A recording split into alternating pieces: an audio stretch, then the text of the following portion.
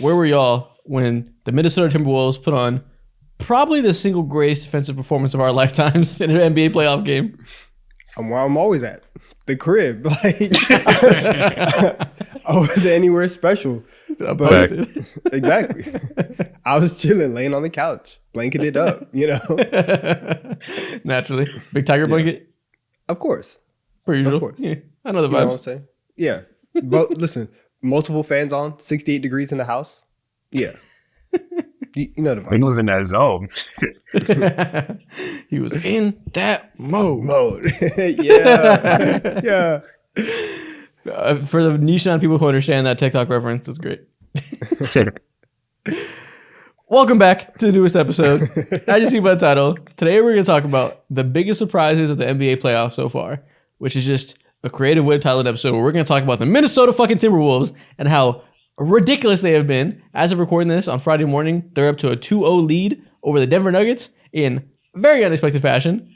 So we're going to talk about that. We're going to talk about all the other series, things from past series that surprised us, the usual. Absolutely. But wait, before they go ahead and continue on with this podcast, they have to go ahead and leave a like. I'm talking to you right now, watching you, watching me. It's ridiculous. We're a minute into this. You haven't liked this. You haven't liked the podcast at all. Haven't went ahead and, left a comment about one of our fits who have the best fit of the day or whatever. And why is it Donovan right now? Man. Tap in. On top of that, after you like, go ahead and subscribe. If you're on audio platforms, rate us 5 stars, leave a review, follow us on all socials. Hit the intro music. The cranium is crazy. Oh my god. I mean, I really don't know what to say. Crayon eaters rejoice. Before we get to the main part of the show, got to carry on our weekly tradition that I've forgotten to do for the last 2 weeks. We're going to do the comment of the day. This time, today's comment of the day comes from @SavageG7272. He says, "Am I the only one who thought this was a skinny Marcus Morris, young Carmelo, and a retired Klay Thompson podcast?" Now, obviously, they're telling me I look like Klay Thompson. That's not new. Which one of y'all is young Carmelo and which one of y'all is skinny Marcus Morris? That's what I want to know. I guess young Carmelo because I'm bigger. That's the only thing that would make sense for me. Skinny Marcus Morris? Probably. Hey, Don's been on the cut. What do you mean? Talk about it, Don. You've been down 30. I am down 30. Cut officially ends today. So you know what I'm saying? We're done with it. We're back to maintenance. I can finally eat again. Eating turkey for breakfast? Oh, 100%. You know it is. Turkey, egg whites, fat-free cheese. I'm on it. But am I skinny Marcus? I guess Marcus Morris has like a more of a beard than like prime Carmelo. Is that what he means, you think? That's the only thing that I can think I don't know who looks like young Melo to you guys. They both perplex me. Young Melo. I can see Marcus Morris now. I can see Marcus Morris now for sure, just because of the beard and the hair combo, obviously, and shit. I think, listen, overall, I do think that this is just another example of, slight racism. That's it, a little bit. It's just a little bit. He said black, the same, right? Like, I don't really see it, but hey, I'm not mad at it. I'm not losing sleep. You think it's a compliment to be young Marcus Morris or young Carmelo? I guess. Well, that's the comment of the day. I didn't find a good question, so I had to go with that one. So listen, if you're watching right now, go ahead and comment whatever question, hot take, statement, whatever you want it to be. Maybe we'll react to it next week. Absolutely. But for now, you know what time it is? It's moment of the week. Again, this shit hasn't been done in like 3 weeks or so, but we're fucking back. Who cares? Now, so many things has happened over the last 7 days. If you are new and you don't know what this segment is, moment of the week is just highlighting a specific moment that happened within the last 7 days. Of course. I have a feeling the game makes it clear to them. You'd be surprised, Isaac. There's this thing, epidemic called like TikTok brain, and a lot of people just have like real comprehension issues. Comprehension issues. Yeah. So, moment of the week belongs to Jalen Brunson. I believe he missed an entire quarter. I believe it was the second quarter of the last game that they played. and he had a foot injury. Came back, looked like hobbled a little bit, but finished the game out super strong, hit clutch bucket on clutch bucket on clutch bucket. And that led me to think, right now, where does Jalen Brunson rank in the NBA? Ooh, okay. I feel like by the end of the season, it was pretty easy to say he's top 20, right? That was like very fair. Can you put, listen, playoff performer, he's handling a ridiculous load of minutes and he's rising to the occasion, being able to handle that load at high efficiency. Sounds like a top 15 player to me. I'm putting him top 15. I'm doing that. It's just, like the entire roster of like the Knicks right now, outside of Brunson, all of these guys started the year on the bench, right? And like next game, if OG's out for game 3 tonight, so they're probably going to start like Brunson, McBride, Dante, Josh Hart, and then Hartenstein. Again, outside of Brunson, all 4 of those guys bench players. The people who are coming off of the bench, we might see Alec Burke minutes tonight. We're going to see Precious Achua. All these guys were coming off the bench, and he is leading them to now a 2-0 series lead in the second round of the playoffs. It's this type of like rising to the occasion. It's very, very rare that you see somebody who could do it this consistently and basically hit every clutch bucket necessary. I'm giving him props for that. Yeah, I mean, him and Donovan Mitchell have been, I saw a tweet earlier that him and Donovan Mitchell have been the best 2 players in the playoffs this year. I think that's probably facts. They're probably about the same caliber of player, and I think it's very easy to say Donovan Mitchell is a top 15 guy. Now, I don't know who we can add the top 15 because every time this time of year comes around, people do well. There's 65 players that are up supposedly top 10, and then 42 more that are supposed to be top 20. So I don't know where they actually land, but he's in that range, I think. Okay. What would you think Jalen Brunson would have to do to like fully become top 10? I mean, I don't really know that because right now he's maximizing the fuck out of his potential. Like I don't know what else he needs to do other than like maybe just let time go by. He's 28, 27 years old or so. That's where I think it would be. I think that Jalen Brunson could go and win a championship this year. Actually, no. Maybe that would probably change some people's opinion. But even if the Knicks like end up winning this series and get to the conference finals, and even if they like push Boston to 7, and let's say they lose and he continues to do everything that he would do, I think a lot of people might see this run defined as one that is, but it's like defined by like the amount of dog that the Knicks have. And it might feel like a little like Cinderella-y, a little like power friendship 2023 or 2022 Miami Heat-ish, right? And I think there needs to be another year of Brunson doing this for like the consensus to be like, yeah, he is top 10. Also, he played just a little bit more defense. He can't because of like his size, but he tries. He's a solid. He can do some team defending stuff, so it's okay. Yeah, I think there could be a reactionary placement like, oh, he's top 10 just because like you said, he goes on a deep run. There's always that like huge boost that maybe wear away the next year. Yeah. But, he's never going to be a strong defender, never going to be like an elite passer. There's just a lot of good players in the league, so I don't know if I feel like it's doing him a bit of a disservice to be like, he must be a top 10 player. When is this going to happen? I feel like him being a top 15 player after being a second round pick and backup point guard for 4 years is already enough. That's already like an amazing thing. I'm not going to push it because I think for him to be where he is right now is incredible. And I don't expect him to go any higher. If he does, it'll be a welcome surprise. Yeah. If he does go higher, that must mean quite literally he unlocked another element of his game, whether it be like just being more of a bastard on the defensive end and just like overall annoying, or like the passing has taken a leap too. And I don't really foresee those two things happening. There's nothing wrong with the player that he is right now, but that probably looks like the pathway for him to just take another step as a passer.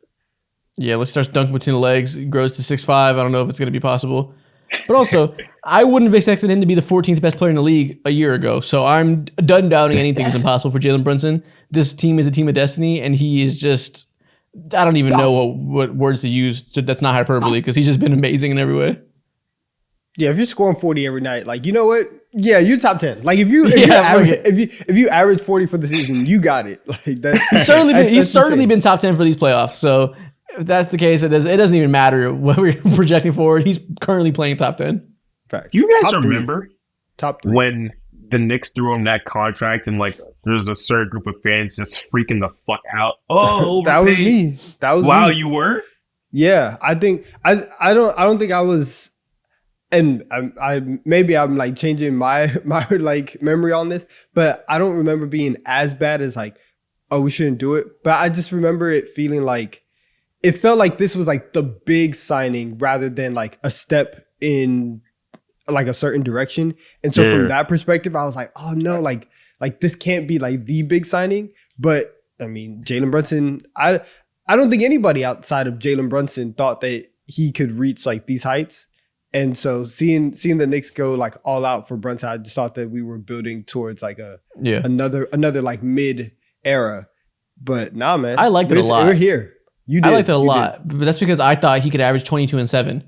I never thought he could average fucking 40 for a playoff series. That was never in my cards. Even as being a very vocal pro Jalen Brunson guy, never saw this shit coming. This is ridiculous.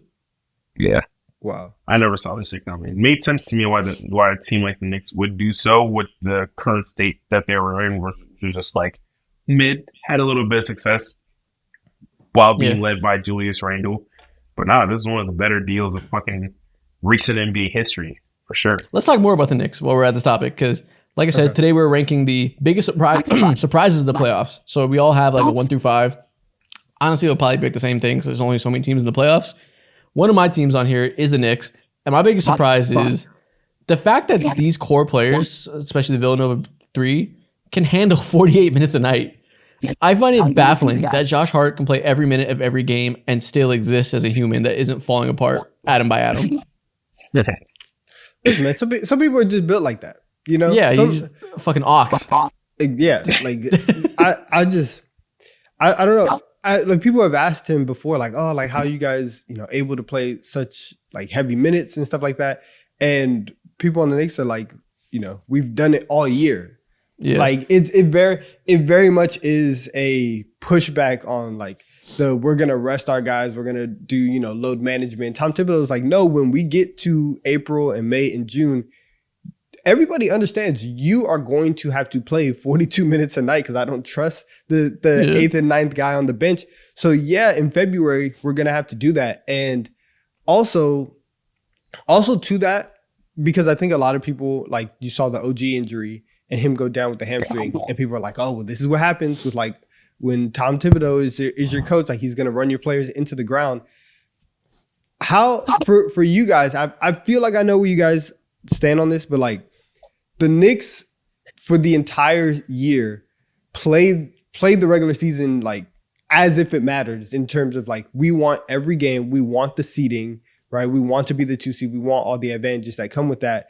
And so because we think like that, we are going to play our guys and play a certain style of basketball.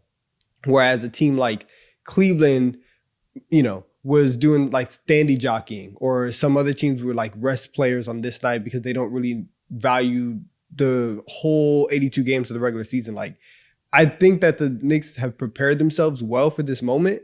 And I do think that like contributes to them being ready to play 48 minutes a night. Yeah, well, I'll let you talk about that. But on the one thing real quick before I forget, OG and Mitchell Robinson are hurt now. And people were saying, like you said, the Knicks are wearing them down so Tom Thibodeau does. Bro, Mitchell Robinson and OG Anunoby have been getting injured every 6 weeks for their entire career. This is not new to this season when they're playing huge minutes loads. OG Anunoby is good for a hamstring injury once every full moon cycle. And Mitchell Robinson is just coming back from injury and got re-injured by Joel Embiid. Let's not forget that. But it wasn't even that play. It's a crazy narrative. It wasn't even that play that did it. Which of the 5 Joel Embiid plays did he Joel Embiid did not injure Mitchell Robinson. Mitchell Robinson's ankles have been brittle forever. I promise you he did. Mitchell Robinson get hurt next year at the start of the season. You'll still find 100%. A way to find Joel Embiid. He's the play. Just for this summer. It's just for this summer. What do you think about their strategy of trying hard as fuck all the time? Is it paying dividends? Yeah, absolutely. It pays dividends, and it just like carries, and it's their team identity. And when you form an identity, that's also conducive to just like that'll translate into playoffs. You're just going to be really productive. Mm-hmm. But I agree with you guys in terms of like, those things being surprising. But For me personally, I guess all year, something that's been surprising for me, of course, this travels into the playoffs as well. And it also applies to Josh Hart. But seeing the leap that Dante DiVincenzo has taken, shooting wise, is absolutely insane. The first 3-4 years of his career, he wasn't even a 35% shooter from the 3-point line at all. And now this season, and also in the postseason, he's turned into a 40% shooter on 8 attempts per game. That is some of the best efficiency and also volume in the entire league. And he's legit threat. And he's turned himself from just role player, traveled through the Warriors, had a year with the Sacramento Kings and of course he was originally a Buck and all that stuff, to now he's a legit option that you need to, have to, and you wouldn't mind relying on at all. It's ridiculous. Those white boy jeans took a couple years, but they're there. They were sleeper cells for a while, but they eventually awoken. He awoke as Sharingan halfway through his career. He's pressed down. He's pressed down those white boy jeans for a while. Exactly. He was suppressing it for a while, getting a lot of taper fades, and eventually it woke up. Exactly. Yeah, he's great. I guess we can talk a little bit. Well, this is obviously my first surprise is the Knicks' stamina. Let's talk a little more about this series, what we're seeing. First game, they won against the Pacers. Back and forth game, both teams played their game, whatever. Came down just to controversial calls where Pacers fans thought they were robbed, and the Knicks were once again on the winning side of some questionable referee calls. I'm interested to hear your side about this, Donovan. Has it happened twice now? But I think it's not surprising at all. Everything we're talking about with this team trying so hard all the time, playing every game in the regular season like it's do or die, like their lives are on the line. Like if they don't make this shot, they're going to lose their contract. They play with a certain level of physicality that when you play that every single play, what are the refs going to do? Call a handshake every single play? They allow you to have some leeway because you built a reputation for yourself. You're going to be allowed to be more physical because of your reputation, because you're known as being good defensively. They know this is what you want to do. That gives you more leeway, and I think that's why it's no surprise that they continue to be on good side of calls, because they're allowed to get away with stuff when you see them try hard every single play versus when someone like Tyrese Halliburton smacks somebody. He doesn't do that often, so it stands out. Yeah. Okay, so I'll say this. I honestly think that the whistle for the first 46 minutes of the game is actually kind of equal. Like okay. I think that there are several plays that Josh Hart goes to the rim and he's getting and ones and they do not call. However, like you said, Josh Hart is able to fly in like he's jumping off of a trampoline and hit 5 people on the way to get an offensive rebound and no call is made. So I'm okay with that trade-off.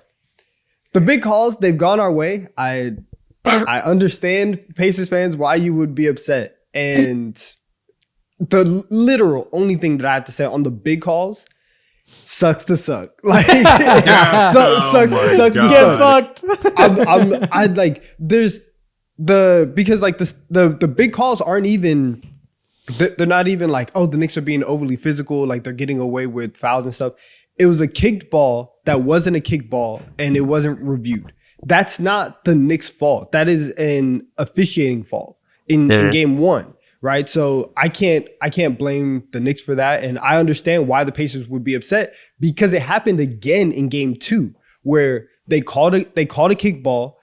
It wasn't. I think it hit Miles Turner's hands, and it wasn't reviewed. But they went and they like overturned a double dribble for Isaiah Hartenstein.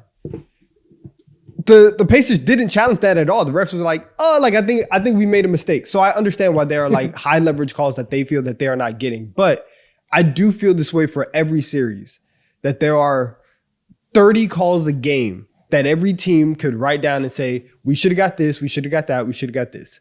And the Pacers, after game 2, they have their list. They submitted it to the league. I think that is as dorky as can be, just because you know that the conversations are happening. Like, you know, Rick Carlisle's going up to the refs as is and telling them what they're missing. Like, I don't know. I actually think that it has been a very physical series, but if we actually look at it in totality, it probably does even out over the first 2 games. Yeah, I'm so over referee bitching by fans. I've talked about this, tweeted about it. Every fucking fan base thinks there's some martyr that's being done bad and that the NBA is rigging it for the other team. You have Mavs fans being like, "Oh, that's rigged for Shea." I'm like, "You think they're rigging it for a team based in Central Oklahoma? Shut the hell up!" Like, what are we talking about? People are so dramatic, such babies. Players do it, coaches do it. Everybody in the NBA has set a tone of complaining about refs for obviously understandable reasons. Like this game, the kickball thing is an actual bad call. But it set a tone that all fans think that this has to be like a talking point for every single game. And if their team doesn't have equal free throws and they're done wrong by a rule set problem, when maybe their team just sucks ass at free throws, like Golden State Warriors fans are obviously notorious for this. Their team is awful at drawing free throws, apply no rim pressure. Then they're surprised why they play Lakers, a team that does nothing but dive at the rim. Oh, why are they getting more free throws, right? Like fans are unable to apply any context. They're just like, my team's getting those free throws, therefore I am fucked over.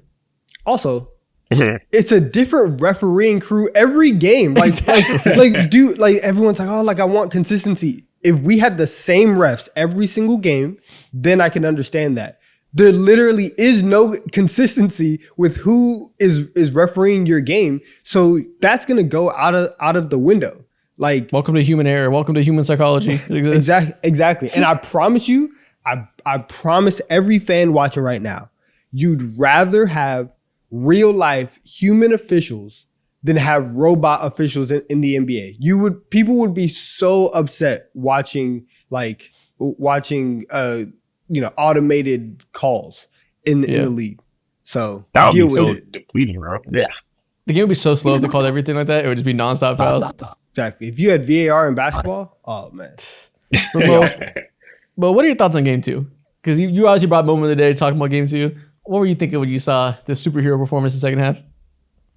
Jalen Brunson is unstoppable. OG Anunoby, I believe, in the first half, he scored like crazy 15, 20, 22 points. He was immaculate when he had to step up. Josh Hart as well. But something that stood out to me specifically, not necessarily on the Knicks side, on the Pacers side, was how ass Pascal Siakam has been. And he's been able to just like skate by, not even with this game or the first game, but the last few games actually, with just being, man, I believe if I remember correctly, during over the last 5 games for him, he's been averaging like 15 points, shooting 17% from 3, and just like 28% from the free throw line. He went from Pascal Siakam throughout the first 3-4 games of the playoffs to Kenneth Faried in 2024. Tough. Manimal comparisons? Woo. In this series so far, he's averaging 16.5 points, 7.5 rebounds, 3.5 assists, 44% from the field, and a lethal 16% from 3, as well as 33% from the free throw line. Sniper. What you woke is up feeling going dangerous. on? What can I say?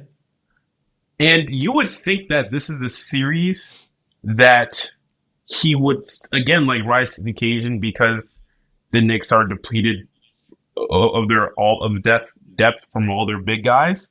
So it's like kind of concerning if I'm a Pacers fan. And at the end of the day, like they have to go ahead and resign him because they basically have no choice. Got rid of like a good amount of assets for him.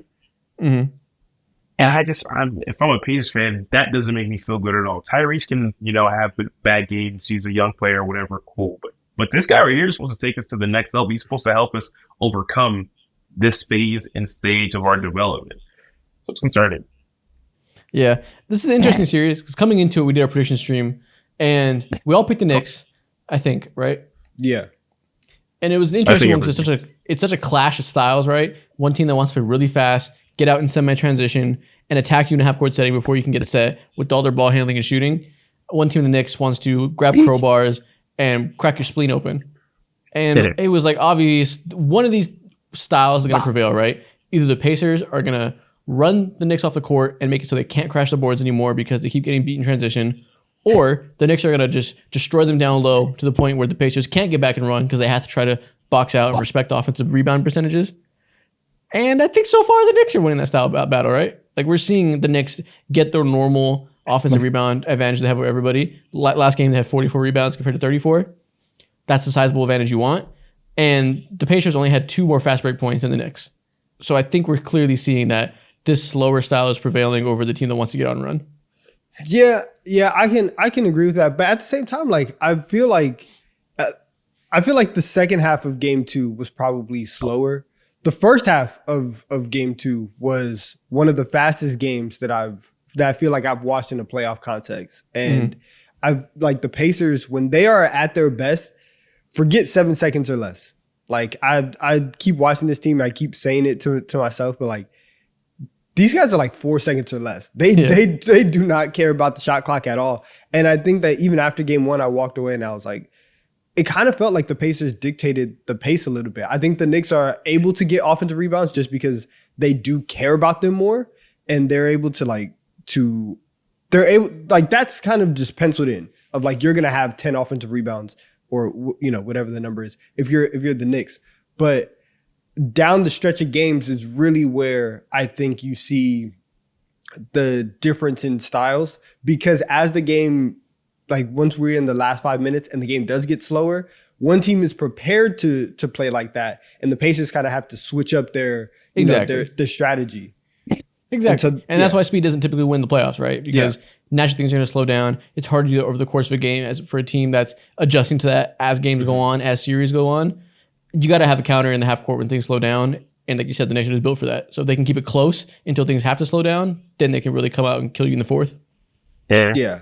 I think one thing the Pacers can also do to help them, TJ McConnell has to be on the floor. He has to close with them. Let's fucking talk about it. TJ McConnell has been hooping. He's a dog. He has been hooping. And I was so shocked because I actually think that the Pacers could have won this game if TJ McConnell was on the floor instead of Andrew Nembhard, because at the very least, he was making Brunson work for everything that he got. And he was slowing the Knicks offense down to a point where if Brunson wants to go one-on-one, he could try and go one-on-one against TJ McConnell.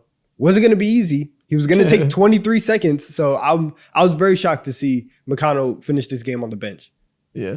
And also Nembhard has been fucking food for Brunson. Exactly. Yeah. That's the issue. That's the issue right there, to be honest with you. Like Nembhard, you would think that he has the perfect combination of not necessarily speed, but just like strength to go ahead and deter a player like Jalen Brunson, who's all about bully ball drop step. He's the only point guard in the league drop stepping and shit like that, who can also dance on you with any way possible. But seeing how TJ McConnell just takes up space and he really uses his speed and just doesn't give him any room to breathe or get comfortable is insane. And honestly, that should be a part of the game plan. I think when I see the second game or game 2 played, they obviously fucking lost into the third quarter. They also lost because how Miles Turner and Pascal Siakam played. Mm-hmm. But TJ McConnell is a real difference, and he's an impact player who also can play to the tune of the crowd. It feels like he's insane. Yeah, it's definitely interesting that they have a bench talent advantage right now, especially with the Knicks so depleted. Interesting how they choose to deploy that, because at times we've seen Rick Carlisle have too big of a bench. He's playing Isaiah Jackson for no reason. We're like, what the hell? Stop this right now. And then we see this time where TJ McConnell doesn't play enough minutes. So feels like Rick Carlisle has had some pretty uneven roster use over the course of the playoffs. Mm-hmm. Not his finest showing. I guess we'll see how he is the rest of the playoffs or the rest of the series if it lasts more than 2 more games, but not going great. Yeah. And then, but I guess we can move on to the next series. But quick note on the Pacers, Tyrese Halliburton is kind of back, guys. Like his shot has been falling more consistently in the playoffs, specifically over the last 5 games. Like he shot at least 40% from 3 in 4 of the last 5 games. If he's shooting the way that he has been, that unlocks the Tyrese Halliburton that we all thought was rising up the point guard rankings, towards the in-season tournament time. Yeah, he hit 34-9. No one said a word about it. They're just waiting for the next game when he has 11 to call him Smush Parker. Exactly. Yeah, but he's here. He's here. He's so unbelievably hated, and it's hilarious. Like I don't understand why people have so much smoke for him. Well, I do understand it because they thought he was overrated earlier in the year, and now they're like, "Ha! I told you he's not great." Like, all right. It's all about devaluing the in-season tournament. Nobody wants to hear oh, this guy, He's so clutch. Did you see the? You know why? Because nobody wants to see the Lakers with a chip under their belt. Nobody wants to see the Lakers with another banner for a thing that Disgusting, matters. All right. Just like the bubble. As soon as the Lakers win, we got to discredit it. That's right. All right. Congratulations. Next series. Okay, I got my list of 5 surprises. We'll keep going down my list. I'm sure ours are the same. Yeah. My next surprise, obviously, the one we should have started with, True. the Minnesota Timberwolves are by far the biggest surprise of the playoffs so far. Coming into the playoffs, or really, okay, so let's go backwards. Coming into the season, none of us liked them. I'll speak for myself. I had zero faith that Karl Anthony Towns could play power forward in an effective way defensively for this team to have a real championship ceiling. And I just thought that they would be a play-in level team. Obviously, by week 2 of the season, I was like, never mind, I'm wrong as shit. This team is amazing. Defensive player of the year, Gobert. Ant looks better. They're going to be a great team. All year, I knew they were a great team. Every time we did power rankings, they never fell out of the top 5. They were one of the best teams in the league, unequivocally. It was the top 4 teams in the East. Top 4 teams in the West were all bundled up. Then the Boston Celtics. That was the top tier of the league. Where you put the Timberwolves in that tier, there was some variation, right? We still have questions about them and put them in the lower half of that because 1, they were unproven relatively. 2, we had concerns about their late game decision making and playmaking. And 3, they were a defensive heavy team. The offense was, we'll see, right? There was 17th in offensive rating for the season. We'll see how that looks in the playoff setting against the best teams. All of that has been rendered mute because they are the first offense in the league right now. Number 1 offensive rating tied with the Pacers while also still being top in defense. They are utterly ridiculous and have leveled up in a way that none of us could have seen coming. They're currently up 2-0 over the Nuggets, and that 2-0 was capped off by the biggest defensive ass whooping I've ever seen in a playoff game. It was ridiculous. How do y'all feel? Do you feel like they proved you wrong? Should you have seen this coming? What are your thoughts? They made your king look like Patrick Starr. Isaac, what do you have to do? Oh my goodness. The white man's no longer on top of the NBA. We are back. We all treated one game like he got swept. But no, dude, they made them look so unbelievably bad without Rudy Gobert. It was the Karl Anthony Towns and Naz Reid superstar showing defensively. I've never seen Naz Reid defend like this. He was incredible. They had 12 blocks and 11 steals with no Gobert. Just unbelievable defensive playmaking all across the roster. Unbelievable energy. Unbelievable shot making. Karl Anthony Towns was eating Nikola Jokic's lunch offensively. He had 27 and 12. He looked like a star. The Karl Anthony Towns we've always wanted him to be. Everything went well for the Timberwolves. It was incredible to watch. The Karl Anthony Towns that we're seeing right now is the Karl Anthony Towns that folks said back in 2015. Yeah. If I'm starting my franchise tomorrow, I want to pick Karl Anthony Towns over every single player in the NBA. LeBron, Kenny, don't matter, whatever. That's the version of Karl Anthony Towns we're seeing right now. Guys, 100%. 2-3 months ago, this dude literally tore his meniscus. And he rehabbed like a demon. I've never seen this dude so locked in for the entirety of my life. And not even this dude, an extensive pass by him. This entire team, like you said, Naz Reid. When the fuck has he been known? Has he been known as a defender? He was never that in high school. He was never that early in his early years in the NBA. That's not his reputation at all. He even came out, I believe, 2 days ago on a JJ Redick podcast. He was like, bro, I had never liked playing defense. But we now accept the challenge as a whole. You know what I'm saying? And so it's to a top-down approach. Exactly. To see him consistently move his feet and just give his all is insane. And you're right. It is it's a top-down approach. And I believe it starts at the hell of it, which is Rudy Gobert, the coaching staff, and the attitude that they play with. 100%. Rudy Gobert, Anthony Edwards, and Chris Finch have all played a part in laying this culture of trying as hard as you can every possession, valuing defense, not taking plays off, winning with a certain style and tenacity that permeates, right? Nickeil Alexander-Walker was never an elite defender for his entire career. He was a bucket getter, 6-man spark plug, and he came to this team, and they were like, hey, your arms are long as shit. I think you can probably be good at defense with them. And he's like, bet, let me try it. And now he's an amazing defender. And that's because you have a team with Anthony Edwards, who, as a leader, is as good as you can have for a young star, right? He lights a fire under his guys. He supports his teammates, all this. And we know that Rudy Gobert, for better or worse, cares about defense a lot. So it's permeated throughout the whole roster, and we're seeing the dividends paid because even when Rudy Gobert's not there, they all carry on that tenacity. Yeah. And Mo said it right. He said, everything with the Timberwolves is a top-down approach. And I don't care if it's Alex Rodriguez. I don't care if it's Glenn Taylor. Anthony Edwards owns this franchise. Like he's the owner. Everything start and stops with him and the level that he's been able to rise to. And I think like for me, obviously like the shot making is crazy. The two-way stuff is awesome. But it's what you said, Isaac. The leadership stuff. Every press conference after these games where it's him and Cat and like he's like shielding Cat away from taking, dumb questions or taking certain questions, and he's standing up for him. He's in every post-game interview. They're like, Ant, you scored 45 and had 12 assists. How did you do it? And he's just like, listen, man, my teammates they're putting me in the right position. Like he hypes his teammates up in every opportunity that he gets. And I never thought that I would look at the Minnesota Timberwolves and be like, no, like they're probably gonna win the finals. Dude, and right now, today, I've picked Boston this entire season.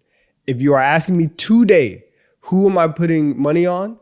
I would say I'm putting money on the Minnesota Timberwolves to win the finals. See, and that's why they're my biggest surprise on this list. Exactly. Because here's the thing. We've been constantly proven wrong by this team, right? We constantly doubted them less than the Minnesota Timberwolves fans have, but the whole world has. And this time, I don't even know if I feel bad about it because I didn't think they could beat the Nuggets. Obviously not, Maybe there's biases there. But I also just thought the Nuggets were the better team. And I, one hand, feel like, okay, maybe I should have given them more credit. We've known all year they were built to beat this team. They have certain size advantages that was built to stop the Nuggets explicitly. But I still was like, whatever. The Nuggets are the Nuggets. So I feel bad about that. But also, they're second in offensive rebound percentage for the whole playoffs. In the regular season, they were 21st. They're first or tied for first now in offensive rating. Regular season, they were 17th. Like, they just took a clear, humongous jump and have gotten to the point where they're just beating the living shit out of everybody. And I'm like, could I have possibly predicted that? Like, could anybody have seen this coming? This is ridiculous leveling up. Yeah, I think this is like the peak version of what the Bucks were trying to build for their entire like run.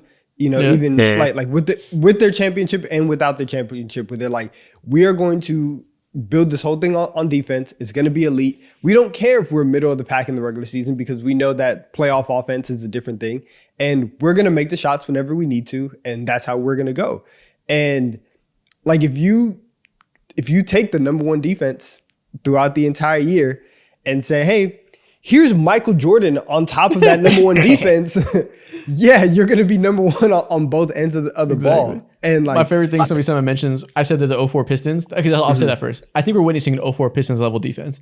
I think this is going to be a team that if they win the chip, that'll be needed for them to have that place in history.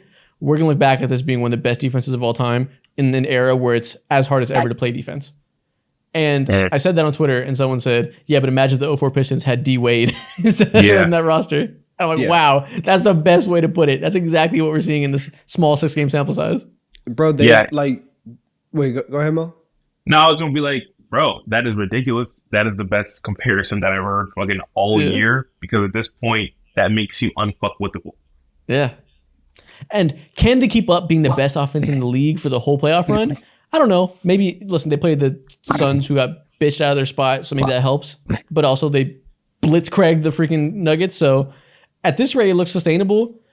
To some degree, probably won't be. They probably won't be number one.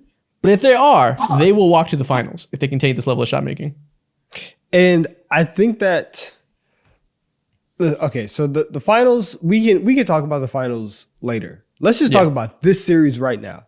Because Nikola Jokic is looking not great, to put it lightly. Jamal Murray clearly looks hindered by that calf. Like he just can't get any kind of explosion. He can't get to his spots and knock down shots that we, thought that he normally makes. He's normally a playoff riser.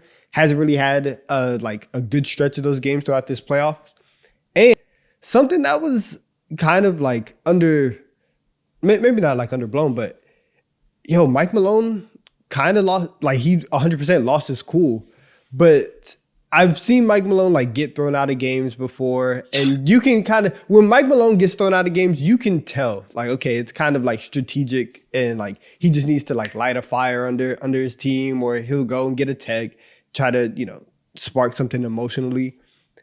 I genuinely thought that him running up onto Mark Davis, running onto the court, yelling, and the fact that he did not get a technical, that was as emotional, and it felt like as down bad as I've seen Mike Malone and the Nuggets. And it was only like a 5-point game at that point, but it felt like the Nuggets had to work so hard to get those 17 points that everybody was just completely frustrated at that point.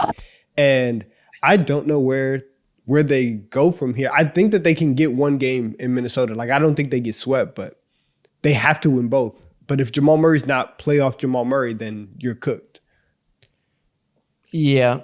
Obviously, Jamal Murray, the biggest issue with them all playoffs and why they struggled against the Lakers, or struggled until they hit those game winners and made it closer than it felt like it should be. Obviously, the first quarter stuff, right? We talked about it. They come out with terrible energy, got out into a big deficit, and have to claw their way out of it. A lot harder to claw your way out of a deficit against the best defense in the fucking world than it is against the Lakers. And Jamal Murray just, whether it's a hamstring, whether it's the ridiculous defenders across the court from him, he hasn't been playing at a star level. And neither is Jokic. Well, let me say, he's playing at a star level, but the Timberwolves not to his standards. Sure, exactly. The Timberwolves are having a much easier job of stopping him, but specifically his playmaking, right? Their length is obviously good to stop him. Those lobs, a lot harder to throw over Rudy Gobert. Those cuts, a lot harder to make when Jay McDaniels is stopping him from cutting. All this stuff is making it so Nikola Jokic can't elevate his teammates as much as he usually does. He's going to have to beat them as a scorer, which isn't what he wants to do. That's like against his entire basketball philosophy. He wants to create for others, get everybody open, and do all this stuff. And the reason we view the Nuggets as so great isn't because they have like a Celtics level of talent and super team type shit where they have 6 guys that can create a shot and all this. That's not the Nuggets.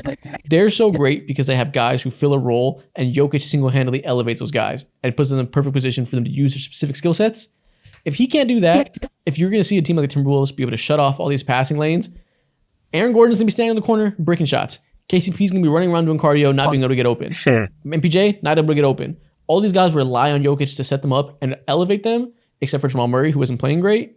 So without that, these first thing we call them is like perfect pieces that fit around him. They look a lot less perfect when Jokic can't elevate them because the Timberwolves are stopping you. Yeah, I think the thing about Nikola Jokic, the type of talent that he has, is only a talent that we've only seen 7 players come across the league, which is the ability to control the flow of the game. And he hasn't had that at all because the Minnesota Timberwolves, of course, like the length helps, Rudy Gobert fucking helps as well, but also just like hustling their ass off and maximizing all the things that they do and sniffing out screens, getting around screens, and taking away, like you said, Isaac, the thing that Jokic loves to do. It hurts, but it also hurts when you don't have the necessary bench depth. Now, this team hasn't been a team to go ahead and have insane firepower or whatever, but it's pretty clear like they're missing just at least a guy.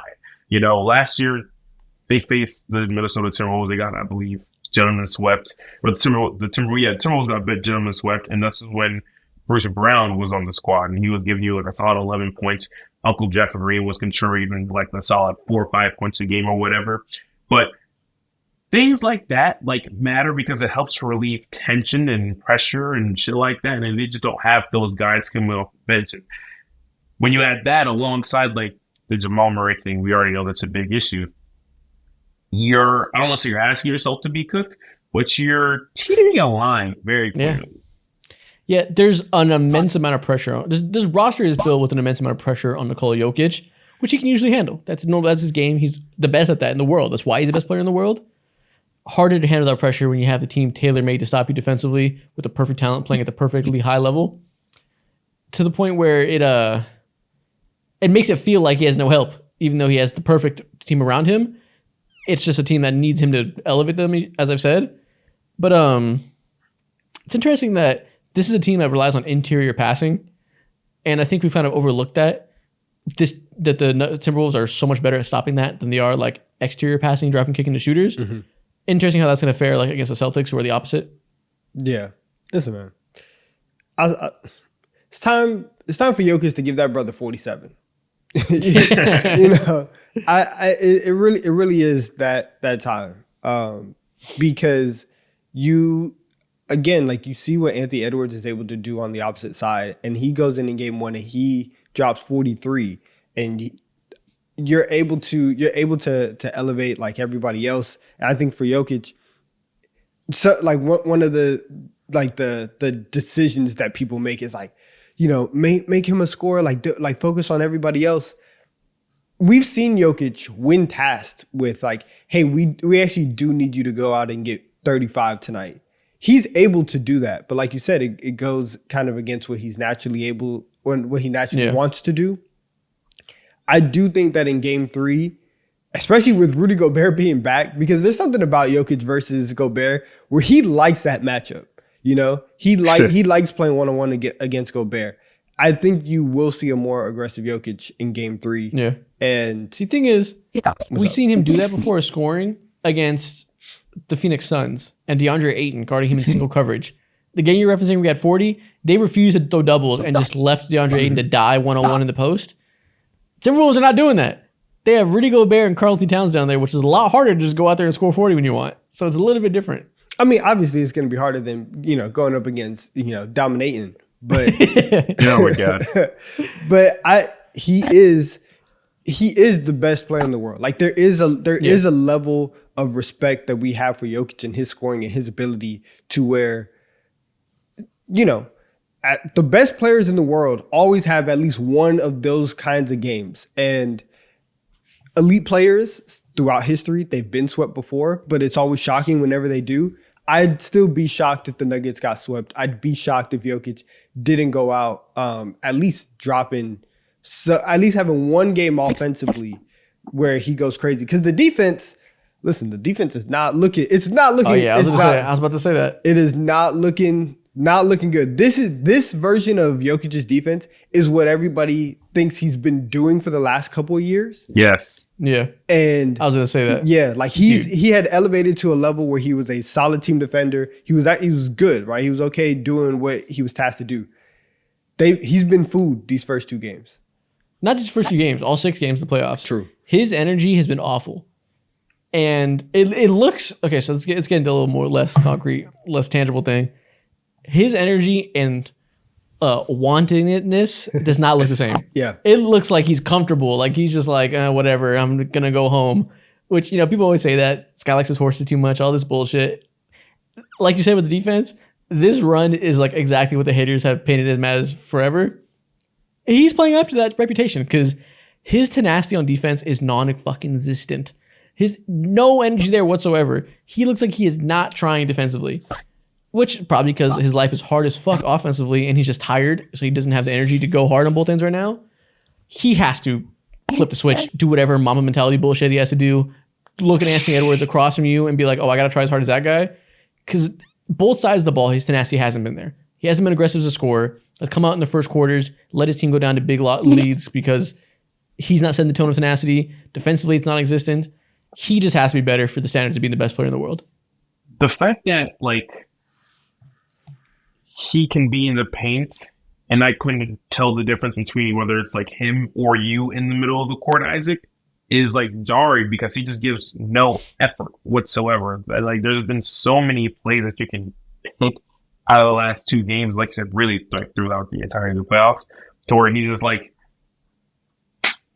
just barely moving his arms, just like looking, watching what's happening rather than like, you know, being a real, I would say, like, paint protector that he is and just, like, take up space. There's no space that he's been taken up whatsoever. Just watching, you know, and yeah, you have to pick a struggle, and it seems like they are being too greedy and they want to struggle in everything right now.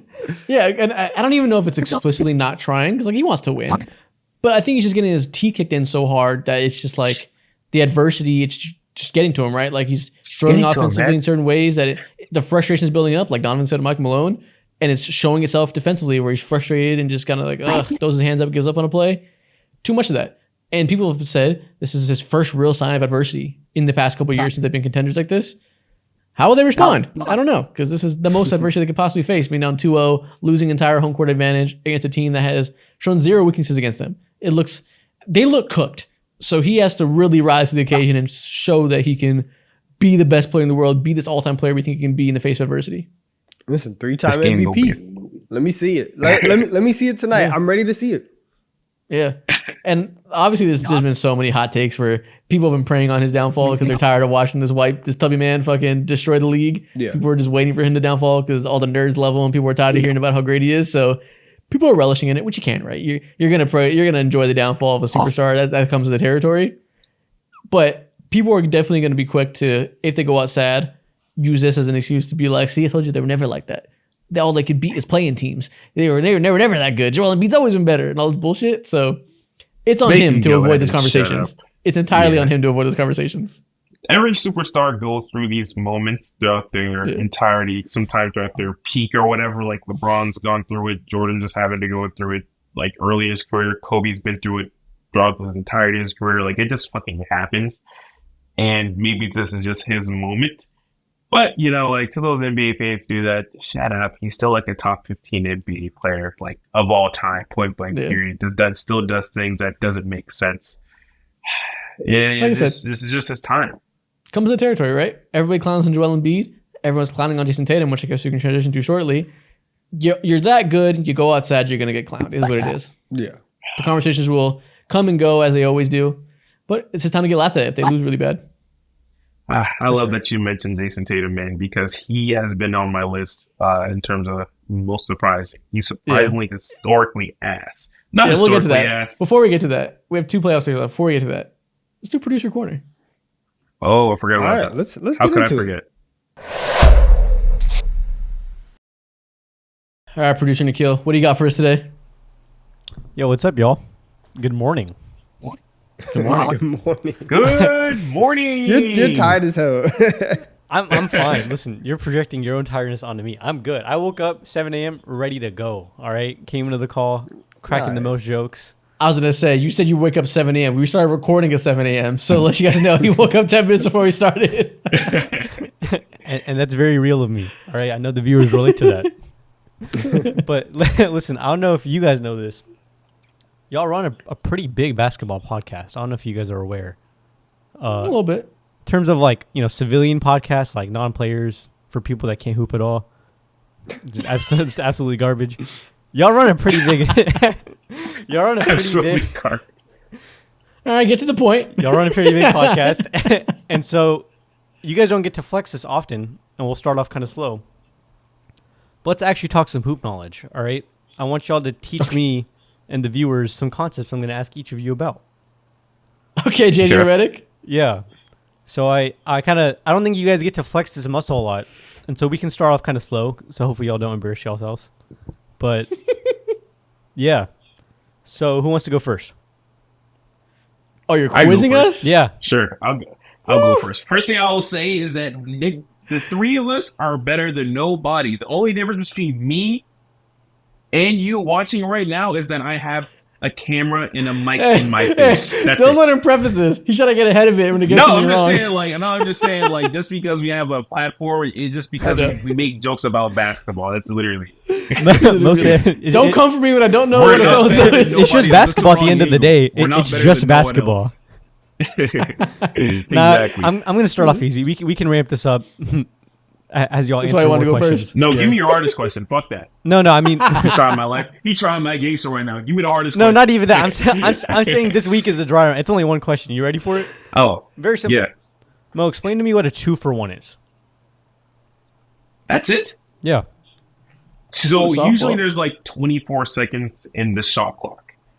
Not usually, there is. That's what they usually start off with. And a 2-for-1 is when you quite literally try to get an extra possession before the clock runs out. So say there's 33 seconds left on the entire game clock. Your 24 seconds has already started. And by, I don't know, second 33 or whatever, or 30, someone decides to chuck up a random 3 or just get the ball off quick. So by then, they'll let the next team or the other team will have like 24 seconds left on the clock. And by the time their entirety of the clock runs out, the team who forced up a shot will have an extra possession and they'll just like get an advantage of it. But that's a very controversial thought process in the NBA. I was listening to what's it called? The Mind the Game podcast or whatever. And everyone was like, yeah, like I don't understand how dudes do this because a lot of the times you shoot yourself because you've always thrown up dumbass shit or whatever. So it's controversial, but math is mathing. How do you feel about it? I wouldn't force it. I'm never the type to force shit. So it's like I don't think it's worth shooting yourself in the foot and like destroying the entirety flow of your offense. It's not my vibe. You know what I'm saying? Yeah. Not a forcer. Some people force, some don't. I don't. It's simply not for me. All right. I love that. Listen, again, softball, but you got it right, so that's good. Isaac, Yes. explain to me what a box and one defense is and how you would beat it. It's a zone defense where 4 guys are playing a zone. One in the corner, one top, on like the wings to form a box. And then one guy that's defending a singular star one-on-one. We saw the Raptors do it against Curry, where they were like, listen, Curry is going to give us buckets. Nobody else on the court with him can do shit. So Nick Nurse was like, you guys play a zone and kind of just guard your areas, try to limit their penetration. And then Fred VanVleet, we're going to put your annoying ass on Steph Curry to just guard him no matter what. So it's like a hybrid between a man and his zone defense. And so how would a star player beat that? I don't remember. I don't see it very often in the NBA. I don't know what there's like certain zone beaters. I know if it's like a 2-3 thrown into the post, stuff like that. Mm-hmm. I'm not sure what the go-to beater is for a box and one. I know most of the own defenses, the weaknesses are there's certain areas if you cause penetration. I guess what you'd have to do is the star has to get by his man, create penetration. And if he can do that, you're forcing them to be in a 5-on-4. So you're going to be able to get open threes if they're all spaced properly on the wings in the corner. So I don't know if what were they doing? Were they going to pick and rolls often, or were they just letting Curry ISO and hit the threes? I can't remember. I feel like that was a very very heavy like Curry ISO game. Yeah. And most people don't run boxing ones, so it's not something I see often to remember like, oh, they do this. So I don't even know what the go-to beater is. But it was like Steph Curry, Patrick McCall, DeMarcus Cousins. They're like, yeah, we can run this. Yeah. Because that's when KD and Klay Thompson were both out. Yeah. Yeah. Listen, everything you just described, like the positioning on the floor and all that, I'm ready to give you the job over Darvin Ham.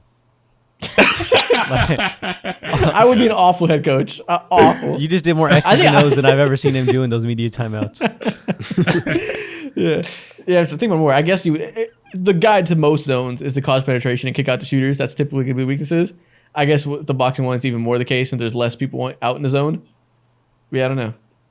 So when you step on a court, are you breaking down these rec league defenses? You go to 24 hour and you're just like, well, there's a weakness there, and they're doubling this guy. Imagine thinking there's any sort of organization at a 24-hour fitness gym defense. Oh, my game is They're just out there running. They're just out there running. My game is entirely mental, bro.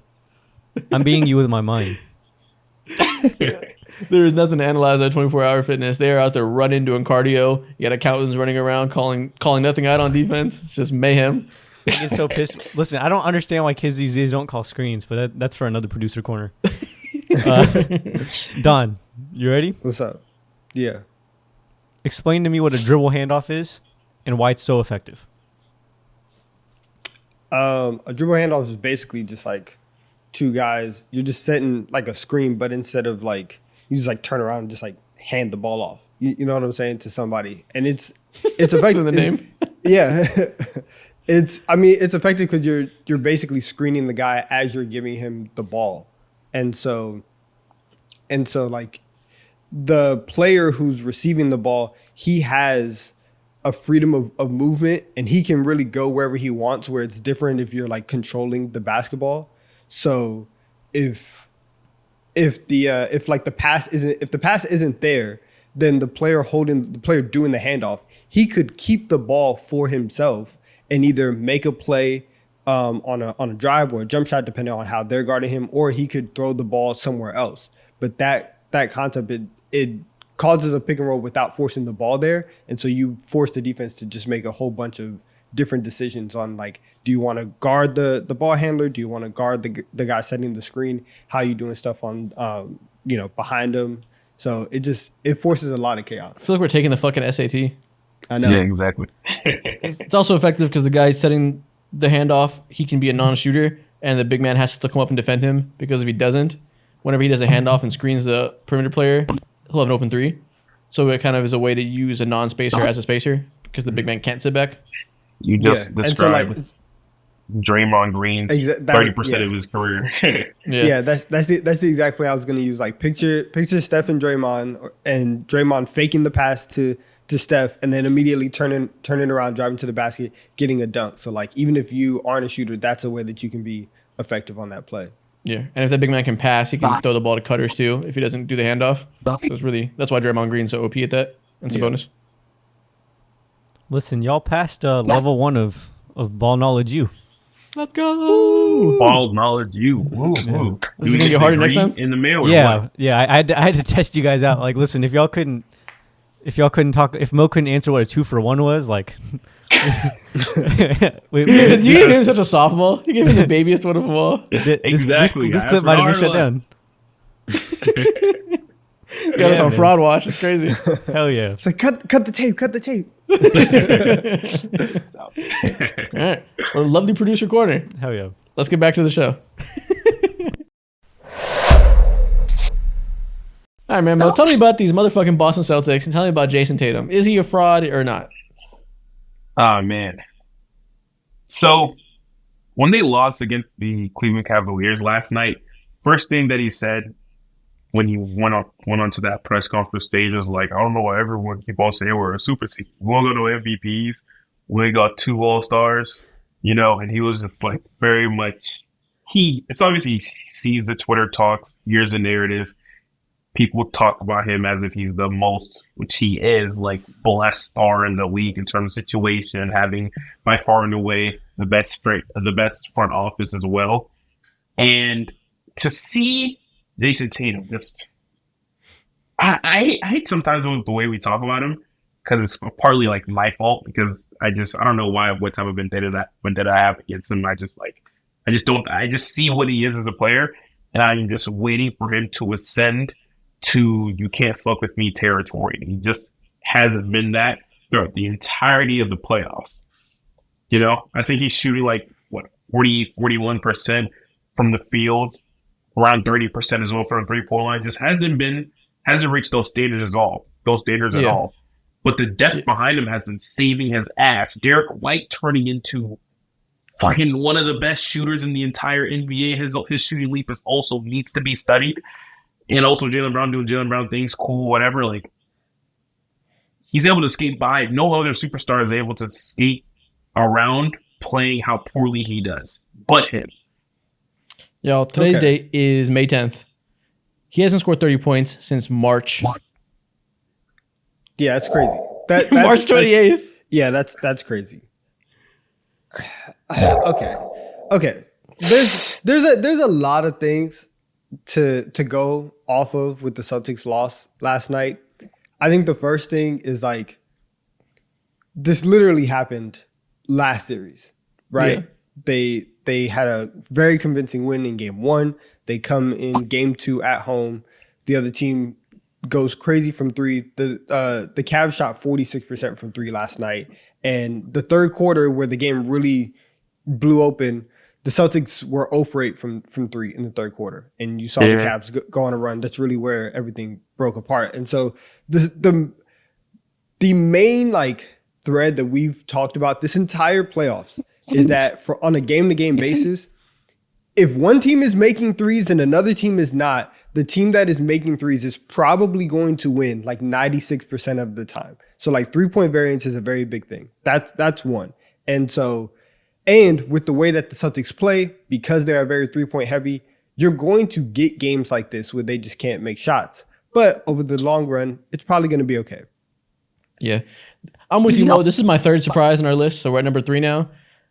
I've been, what's the word here? I've been giving Jason Tatum's ass excuses all year. I've been pushing back against the hate to call him all these type of overrated and coddled and all this shit. I'm like, listen, the team's just really good. They don't need him to average 30 like he did before. It's fine. And that was fine in the regular season when he was playing great, still being very efficient, doing his normal Jason Tatum things. I'm like you, Mo. I am surprised by how ass he's been in the playoffs so far. He straight up does not look good. He looks uncomfortable. He looks not to the same level defensively either, I don't think, which maybe that one is more debatable. But offensively, it's very clear he is not scoring efficiently to a point that's surprising me because for all the points I made in the past, how he doesn't need to be a volume scorer anymore with how much talent they have, that also should make it easier for him to be efficient because he's asked to do less, take less shots. And he is a brick right now. His three-point shooting doesn't look comfortable. Getting to the rim doesn't look comfortable. Isn't passing great. Like, I don't know what's up with him. If it's a role thing, if it's just a slump, maybe the lack of touches compared to previous years and the fact he doesn't have to do as much makes him out of a rhythm. I don't know. He's not playing good enough. And I've seen people throw all types of hyperbole the past few days. But one thing I saw was if you put any other top 15 player in the league on this team instead of him, they wouldn't change. They'd still be amazing. I think that's true. Like if Jalen Brunson was there, they wouldn't get worse. That's fair. I think it's a role thing for him because I do. And I don't know what it is. I feel like I'm the opposite of Mo, where like Mo has this, weird like agenda like against Jason Tatum. He hates him. Yeah, and like he's a cool guy. I hope with this. What do you mean? He's a father. You say that, but like you don't really like Jason Tatum like that. For some reason, like I like Jason Tatum, and I want him to be one of the like elite guys. And I hate the Celtics, but I kind of do root for Jason Tatum. I got this tweet pulled up. Okay, so Celtics fans are blaming it on an ankle injury. He landed on Bam's ankle, and since then he's been 5 for 14 from the field, 4 for 9, 7 for 19, 7 for 17. I think Anthony Edwards literally twisted both of his ankles in a singular game during the Phoenix Suns series. Like that, I hear that, I see that every game during the playoffs. This tweet's hilarious. Jason Tatum before he landed on Bam, 7 for 18, 10 for 20, 6 for 16, 5 for 14. They said once a bum, always a bum. Yeah, so I don't know. I don't think he's unhealthy, but you never, a lot of people are dealing with things, so it could be that. Jamal Murray's hampered by injury, Luka Doncic is hampered by injury. You never know. It is what it is. I mean, because like if you see the way that they're guarding him, like teams are forcing Jason Tatum to be more of a playmaker, and so like there is a certain level to his game right now where he is just taking what the defense is giving him. I think having to switch back and forth between, all right, I'm just gonna be passive, like.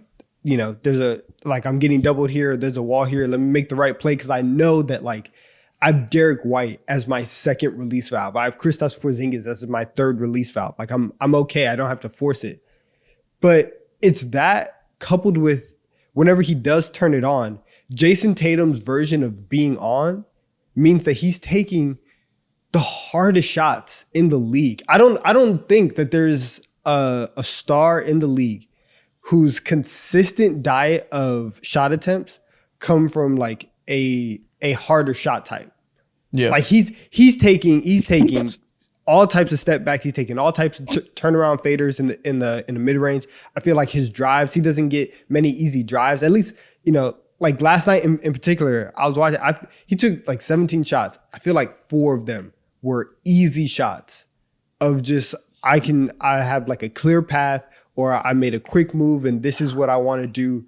I think his shot diet, which has always been a big topic with him, that on top of the fact that he's trying to figure out like exactly how to change his game and really be the best of both worlds. Because if he could be a passer and this like elite scorer, he would be a top 5 player, whatever. That's kind of the battle that he's going through, and this is not working out. Yeah. And granted, the team's playing great still. So, like we said, in the day, they don't need him to do a whole lot. But need to do more than yesterday. That's for damn sure. The team lost. They lost to the Cleveland Cavaliers in game 2. Like you said, Donovan, the same thing that happened in round 1 when they lost one game to the Miami Heat, who they had no business losing to. Not quite that level. This is a better team, right? We're in the second round. They're here for a reason at the end of the day. Mm-hmm. Donovan Mitchell has been the best player in this series by a clear margin. He's been incredible. Everything he was hyped up to be. I saw a tweet pulled up over the last 6 games. Donovan Mitchell is currently averaging some pretty stupendous numbers. 37.8 points per game, 6.5 rebounds per game, 5.5 assists, 51% from the field, 40% from 3. He's been vintage D Mitch that we've known and loved in the playoffs before. And that showed out, right? Evan Mobley played well yesterday. I was like, whoa, finally. This is what we've been looking for. He had 21 points, I think over 10 rebounds, asserted himself offensively, killed them at the rim at times, something that has been the biggest struggle of his. Defensively, he's been fine, but his lack of assertiveness under the rim has been a big issue. He played like he heard the Derek Favors talk. Played like he heard the Kenneth Faried talk that Mo was talking about, and he showed out. He was trying very hard, played with, like assertiveness, and it showed. It made a big difference. 100%. Yeah. Yeah, I mean, I believe this was his playoff career high. Donovan, you were like, man, I think you said on some stream that we do Mondays, sometimes Tuesdays, around 8 p.m. Or technically speaking, it's like 5 p.m. as late. But anyways, he's been a real difference maker defensively, and I think through this series, the Cavs are probably going to like know what needs to happen between the Jarrett Allen and Evan Mobley thing. But something that like it's just so funny to me seeing how Drew Holiday is playing, and he's just able to skate by it. Just got an extension. He's going to get paid like, I don't know, like $135 over the next 4 years. And he put up just like 4 points, like 2 rebounds, 2 assists. And he just goes home. He has one of the best jobs in the NBA. You have an elite reputation. You're going to talk about how elite you are on one side of the court. And then that's it. Talk about how underrated you are and all this other shit. But he's also like a legitimate issue. And it's big. He's been an issue throughout the entirety of his like career in the playoffs. He just doesn't have those expectations yet. Or he's never had those expectations at all. I believe since like the year 2020 or 2021 or whatever. In the regular season, on average, he has like a 59% true shooting percentage. And in the playoffs, routinely it drops off over 10%. Usually like, I think it's on average like 47% true shooting. Just disgusting. Yeah. Hey, shout out Tristan Thompson for getting minutes in a playoff series and playing well and being needed because Evan Mobley was in foul trouble. And Evan Mobley went out the game and they did some weird shit with Georges Niang as basically being the center. And I was like, what the hell? Then they put Tristan Thompson in the game. Energy shifted. Yeah, you're absolutely right. He was so insane to that 2016 vintage Klay Thompson, where just like being a bastard and ripping rebounds out of people's goddamn arms and shit. Of course, it's one of my favorites. Yeah, I'm glad, Isaac. I'm glad you brought up D Mitch because he was on my list. Because I think coming into the playoffs, and maybe it wasn't as much of a like surprise, but one of the things that I was like curious to see is it's been a couple years since we had seen playoff Donovan Mitchell, and we had branded him like we had given him this idea of, okay, he's a playoff riser. We've done all these things, but he had a couple bumps. And for all the talk about like what direction Cleveland is going to go in the offseason, all the talk about like, is Donovan Mitchell even invested in the Cleveland Cavaliers right now? He's shown throughout these playoffs that one, not only is he invested in the Cavs, two, he is who we think he is. And like his ability, like he's had so many games already this postseason where he is able to just knock down shots, go on these crazy heaters, and win games by himself. And I think that like for anybody looking around, like if they end up getting beat in 5 and he's like, you know what, F this, like I can't take this, then yeah, like any team would be happy to have Donovan Mitchell. He's so because good, man. Because the ceiling is crazy. Yeah, I saw some stupid tweet where a Lakers fan was like, how do you guys watch Timberwolves versus Nuggets and say the way to make this team good is by getting Trae Young or Donovan Mitchell? And I'm like, first of all, NBA fans are so like, it has to be replicating what the newest, greatest thing working is. There's only one way to win a championship, right? You got to replicate what's happening right now. Mm-hmm. So that part's ridiculous. You don't have to be gigantic in that way. But like, Donovan Mitchell was thrown into that tweet. If you would have said Trae Young, I would have understood. If you threw Donovan Mitchell in there, if the Lakers got Donovan Mitchell next to LeBron and AD, they'd be berserk. That'd be incredible. Like, people are really taking him for granted. Like, he's just some other star guard, just some other small guard like Trae Young. He is truly a superstar. He is incredible. 100%. He's absolutely. We were talking about Jalen Brunson. Like, is he like a top 15 guy, a top 10 guy? Donovan Mitchell is firmly in those conversations. Yeah. And if you put Donovan Mitchell anywhere outside of the top 15, you are wrong. As fuck. You are wrong. And he is listen, I think that right now Anthony Edwards is the best shooting guard in the league. Between Donovan Mitchell and Devin Booker, you can have an argument, and if you say Donovan Mitchell is the second best shooting guard in the league, I won't be upset. I won't call you crazy if that's how you feel. No, they're all super close. He's playing at that level. He's for sure. Yeah. Yeah. I 110% agree. Okay. We are 4 surprises in now. Let's talk about the last playoff series before we see if there's any surprises there. Luka Doncic and the Dallas Mavericks evened up the series against the Oklahoma City Thunder, winning last night to tie the series at 1-1. Interesting couple of games, right? We knew this would be a very tough series. In the stream preview, I said that I don't even feel comfortable giving a prediction because I think it's going 7 and I have no fucking clue who wins because I don't think either team has a huge advantage over each other stylistically. It'll just come down to who executes more, right? It's just one of those series of great teams, make or miss league. Whoever makes more shots, makes less mistakes, they'll win the series in the day. Kind of what we've seen in the first 2 games, but I don't know. Game 1 was a blowout. The Thunder beat the fuck out of them in the ways that it typically would. But the Thunder also had 13 more rebounds than the Mavs. So the Thunder's biggest weakness is obviously rebounding. If you're not going to beat them on that end and they're going to be able to flood you with threes, flood you with interior defense, shave free throws, you'll get flooded, and that's what happened. As well as Luka shooting poorly. Something also like their biggest advantage was Luka being not 100% himself during the first game and shooting like how we saw it. That's also. I mean, he's still not 100%. Yeah, like game two though, he shot a lot better. Look, he produced more like regular Luka, as well as they were able to even out the rebounding, so that was an advantage for the Thunder, and we saw a turnaround. Absolutely, also, you're 100% right about that. Yeah. Also, PJ Washington went 7 for 11 from 3. Like if every time, like he started off the game very, very like on fire.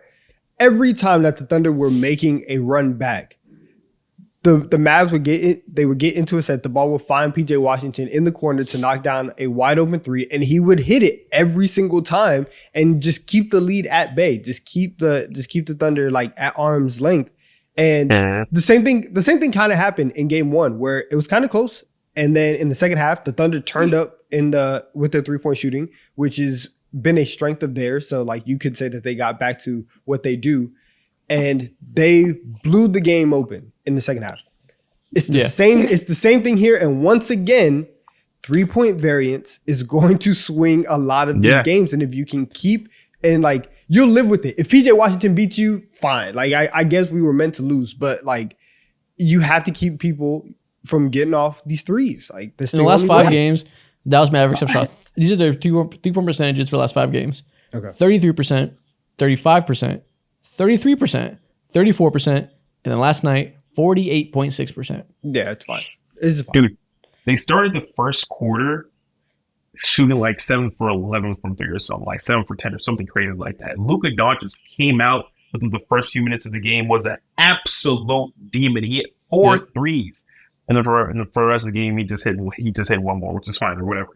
But yeah, that 3-point variance is hitting, and Kyrie Irving wasn't even spectacular. And I guess he didn't need to be if PJ Washington's going to roll out of bed and hit 7 threes, and Luka Doncic is going to look closer to, the normal version of himself. And Tim Hardaway Jr. as well, who just like resurrected out of nowhere and was like, he added the exact type of value that you need to add, which is just like shoot the fucking ball when it's in your hands and make that shit and more than you don't. And Tim Hardaway has been awful for most of the playoffs. Before this past game, if I know the tweet about it, he was averaging 9 points per game on 35% from the field and 30% from 3 since February. He's been terrible. And last night in the third quarter, the Thunder came back and had a 2-point game. And then this motherfucker scored 10 straight points. He blew the lead open, and then Thunder never recovered. Like, he was a difference maker. We talk a lot about certain playoff games. A lot of series are defined by like certain role players having big games. Famously, there was the Grant Williams game when the Celtics beat the Bucks a few years ago. This was a PJ Washington and Tim Hardaway Jr. game. It happens, and that's what you got to do when you're a team trying to contend against another elite team. You need certain guys to come up big. So, if I'm a Thunder fan and if I came into the series thinking they're going to win, I still feel decent about it, right? Everything we're saying is a one-off thing that Mavs were able to do in this game. Could they do it again? Absolutely. Could they do it 3 times? Absolutely. But the Thunder, there's no reason to be worried the Thunder are cooked, right? It's not like, oh, I told you these young boys don't have a chance. Like, things can still be fine for both sides. Too early to tell anything, really. Yeah, and even like with all the struggles, or not even the struggles, with all like the high-level shooting that Dallas had last night, even in the third quarter, there was still a chance for OKC to go and get this game, right? Even going into the fourth quarter, there were still chances for them to make their run. And they did make certain runs, but then all of a sudden you look up, PJ Washington, open in the corner, knocks down the three. And when you get into the playoffs and you get into second halves, the difference between like these 5-point swings where you'll go down and you'll miss a layup and it's a 4-point game. And then on the other side, you get a breakdown, 3 happens. And now instead of it being a 2-point game, it's a 7-point game. That's massive. And that's kind of like, that might be the difference in the game a lot of times. Yeah. Another thing that we've talked about at length all year, Josh motherfucking Giddey is once again unplayable in a playoff setting, as expected. Yep. He played 10 minutes, was a minus 17 in those 10 minutes, I think. Or maybe it was worse. Let me check again. He was absolutely atrocious in a way that we all predicted all season, and it came to fruition as expected. Game one, that also happened. He only played 11 minutes. Aaron Wiggins played pretty good. They got some guys coming off the bench. Jalen Williams has some big threes, and they were able to make those minutes count. In this game, not so much. Not a lot of positivity off the bench. Cason Wallace played well. He hit a couple threes. So did Isaiah Joe, per usual. But Gordon Hayward keeps getting minutes to do cardio and just show off his haircut, I guess. He's just out there running around, being a dad, getting paid to do absolutely nothing. We all thought it would be a cool addition. We thought it'd give him size, Josh Giddey insurance. The motherfucker's cooked. Beyond repair. Washed. Squeaky clean. He is impossible to play. He is absolutely worthless out there right now. He was supposed to be a spare tire. The spare tire is janky as hell. They, instead of paying for a brand new tire, they cheaped out and they went ahead and got a used tire. That was fucking bogus, man. Not even a used. That's a Hot Wheel tire. Get a little thing on it. A little piece of plastic. Hot Wheel tire. Yeah, I'm so happy that you mentioned Josh Giddey because I don't even think he played that much this game. I think he didn't play more than 20 minutes for sure. Well, played only 10 minutes in this game. Great. Minus 20. Minus those 20 10 minutes that he played lost them the fucking game. Those 46 seconds additional to those 10 minutes lost them the fucking game to the point to where he didn't even start the second half at all. I think Mark Dagnall went with, if I remember correctly, Aaron Wiggins, who's an absolute dog on all ends of the court as well. And it's so interesting because throughout the series, these numbers are just so hilarious. Josh Giddey has a offensive rating of 79 points and a defensive rating of 169. That is disgusting. Freaky and also disgusting, bro. So individual offense ratings. So that means they're minus 21 with him on the court overall. That means they're scoring 21 less points per 100 possessions than they are giving up. When he's off the court, they're plus 40. Yeah. Plus 40.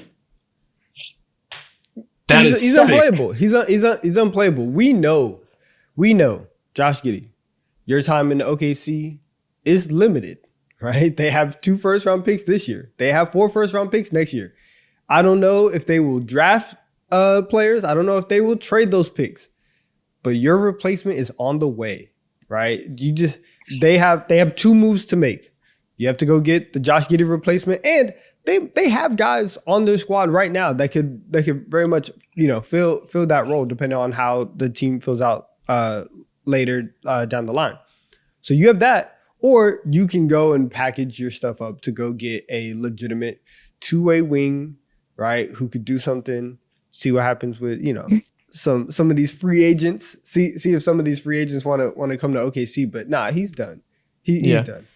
And again, getting back to the macro sense of the series, Luka might keep heating up. Kyrie might be better.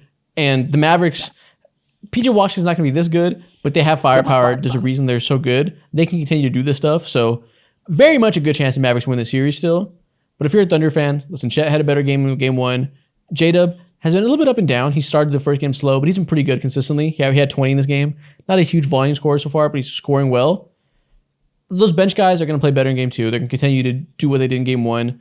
We'll see what the rebounding battle's like. That'll be a big tell because that was a big difference in game 1 and 2. And we know the Mavs are going to continue. The Thunder are going to continue to get the threes up. Shay's going to be efficient, going to get to the free throw line, do all the stuff they normally hold their hat on. I feel good about it for both sides right now. If you're a fan, you can convince yourself you're winning the series either way so far. Absolutely. I think we were talking about it on a BR stream or something like that. And when talking about this series, we were just pulling our teeth and nails because it was just you have to find the advantages. And I think OKC roster wise just the advantages lean their way.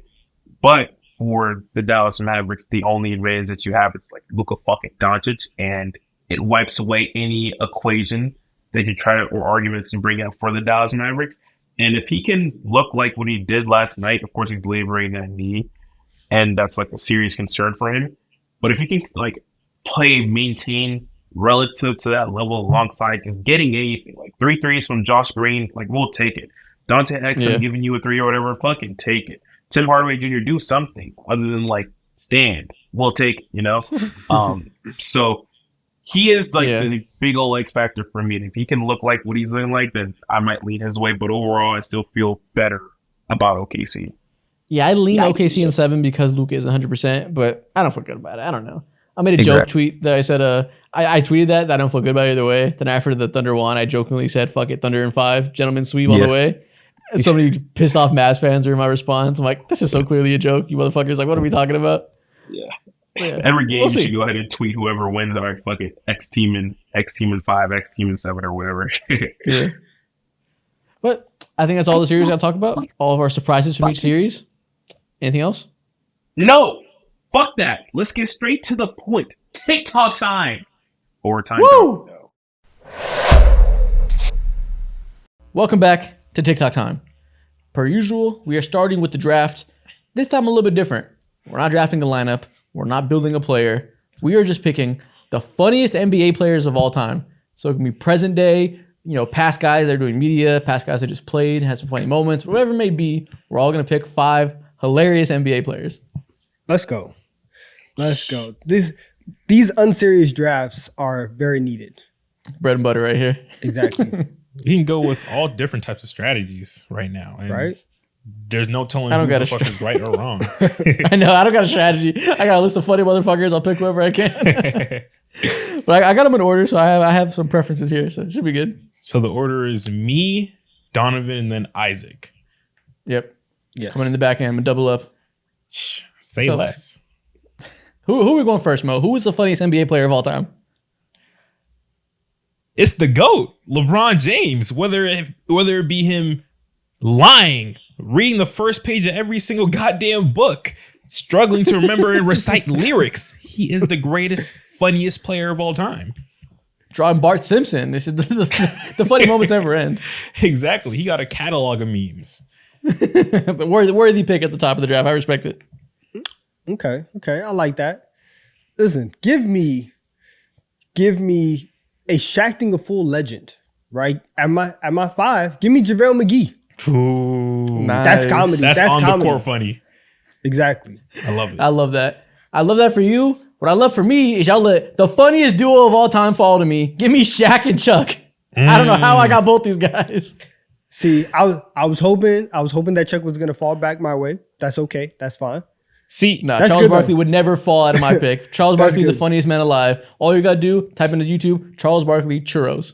Yeah, that's TNT Charles Barkley though. He ain't a player no more. Oh, player Charles Barkley is probably hilarious. If he was mic'd up back then, you would have heard a lot of expletives. If Twitter was around back then, there would have been some words for Vernon Maxwell and shit. That is true. Facts. Where should I go? You know what? Give me a guy who actually does comedy, right? Who's tried stand-up. Give me Blake Griffin.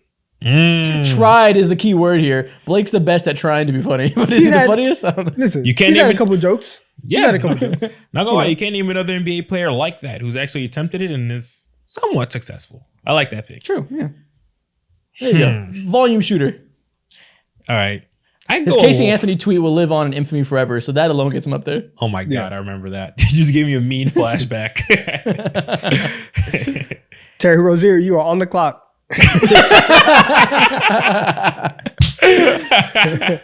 You were talking about Twitter. We can't say Twitter without talking about Twitter. Exactly. All right, I'm on the clock right now. I can go a lot of different ways, but someone who's underrated funny is Karl Anthony Towns. Memes go crazy for days. This might be a steal of a fucking draft. Okay. Okay. Yeah, I respect that. So catch Twitch stream moments. Yeah, it's more of like a laughing at you than like laughing with you, but People laugh. So okay. Someone who's really laughing at you, Jordan Poole. I need him on my team too. You're laughing, but for the wrong reasons, really.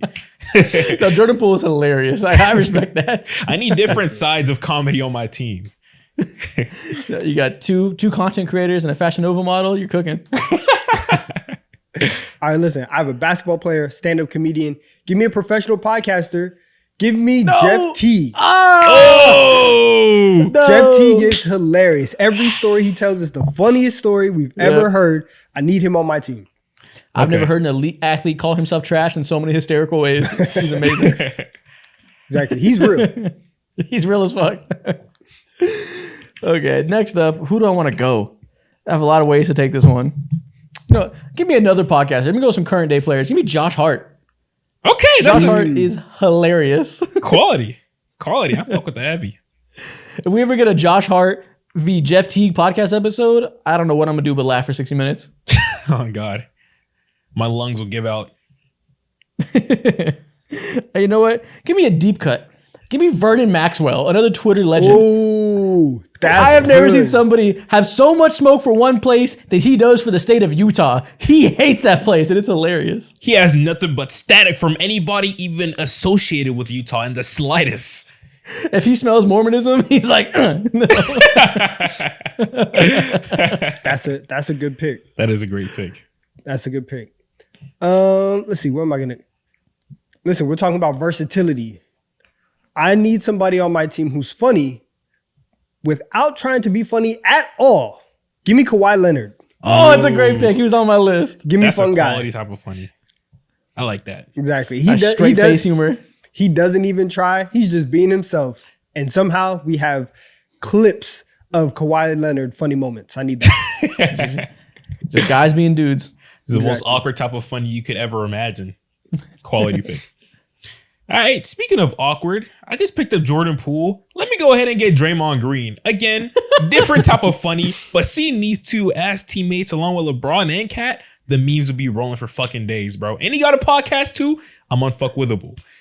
Oh, that's an outrageous locker room. To spice up this locker room even more, bruh, go ahead and give me Jimmy Butler, the ultimate NBA fucking troll. Nothing but static 2 on my team. Holy shit, I forgot about how I got Cat already. Your team is straight chaotic. It's crazy. They all got a history with one another. Yeah. Thanks. All right, listen. If we're talking about trolls, give me Patrick Beverly. Oh. Patrick Beverly. Listen, Patrick Beverly went on a national TV hating tour. That is true. Against Chris Paul. It's just funny to see. And whether if it's off the court or on the court, same type of situation. You can laugh at Patrick Beverly for so many reasons. I need that on my team. You know what? I get it. I get what you're going for. Give me the give me the funny guy that Patrick Beverly wants to be, the king of physical comedy. Give me Lance Stevenson. He's not even one word. funny. He's just goofy as hell. I like that. It's like, Lance, what are He's you doing, hilarious. The funniest bodily movements of all time. Man, love blue in Lance, bro. LeBron's ear. That alone stamped him forever in comedy. You've never seen a defensive tactic like that before. That's not even funny. That's brilliance to me. That man's a strategist. It made LeBron laugh. So my team, I got Charles Barkley, Shaquille O'Neal, Josh Hart, Vernon Maxwell, and Lance Stevenson. Nice. All right. With my team, I have JaVale McGee, Blake Griffin, Jeff Teague, Kawhi Leonard, Patrick Beverly. Quality team. I thought you were going to say something, Isaac. I heard you and I was like, oh, go ahead. All right, so I got LeBron, Kat, Jordan Poole, Draymond Green, and Jimmy Butler. This team is straight chaos through 82 games. Your team would be hilarious. If we're putting all these guys in the same room, yours has the highest ceiling because it would be calamity. It would be destructive. Nothing good would come from it, and we would all get to laugh because of it. Shams is leaking team meetings every single day, bro. Hell yeah. It'd be like the Bulls that a players only meeting on like the first night of the season this year. Can't believe that was real still. Happened. I forgot to put that in our funniest moments tier list. That was hilarious. Yeah. Wow. There we go. Y'all let us know who has the funniest team. They were destined for failure. That's crazy. Yeah, that's ridiculous. Next thing we're going to do, let's keep it on the topic of funniness. You know, it's a very famous rap beef going on right now. Maybe I guess it's pretty much over now by the time this comes out. Last weekend this would have been better to do because it was fucking everywhere. But you know, Drake and Kendrick going at it. Rap beefs have been on the topic of everybody's mind. Facts. I think it's only right that we explain different rap beefs throughout the history of the genre in NBA terms. Let's do it. Let's do it. I love crossover TikToks, man. Yeah, I feel like this is your time to shine, Donovan. You're gonna ISO for this because I feel like you put lots of thought into this over the years. This is your bag. This is his moment. This is what he trained for. 87 episodes in, episode 88 is where history is made. Episode 1 of the podcast, Donovan was like, I study rap beefs for a living. That's elite. Elite moment. So yeah, man. What's first? Let's explain these rap beefs in NBA terms. First off, keep obvious. We got Drake versus J. Cole. Oh, I said J. Cole. We got Drake versus Kendrick Lamar. He did not want to be in this. Listen, I think that this is like peak Steph and peak LeBron going at it in 2016. You have the guy that was very, very popular, right? Steph Curry was rising up, back-to-back MVPs, all that. And then you have LeBron James, who's just, you know, arguably the GOAT and just does this. And then, if Kevin Durant did not join, this is what that rivalry would have been like. Okay. Interesting. Yeah, it's like that, but if in it's like that, but if in 2011 LeBron was like, man, I think Steph Curry's a bitch, and they just like held it inside for 10 years before they finally play each other in the finals. Exactly. I didn't want to do like any crazy projecting, but in 10, 15 years, this is going to be Wemby versus Chet. That's what this is. Not gonna lie, you're actually cooking with that one. I like it. Because they do not rock with each other. It was so clear. For no reason, too. Team What USA other players basketball like? got them static. It's the Spider-Man. I feel like That's we what gotta it think is. back. What other star duos came in the league around the same time and like clearly never liked each other? I feel like there has to be a better one besides LeBron and Steph. I don't know. Beef from draft night is kind of hard. Like, What about Shaq? Did Shaq ever have a problem with somebody from a young age? I bet he did. Shaq was annoying. Shaq was a dickhead, so I feel like people probably disliked him the same way they disliked Drake. Dude, everybody disliked. He probably disliked himself. I don't know. is this Kobe and Shaq?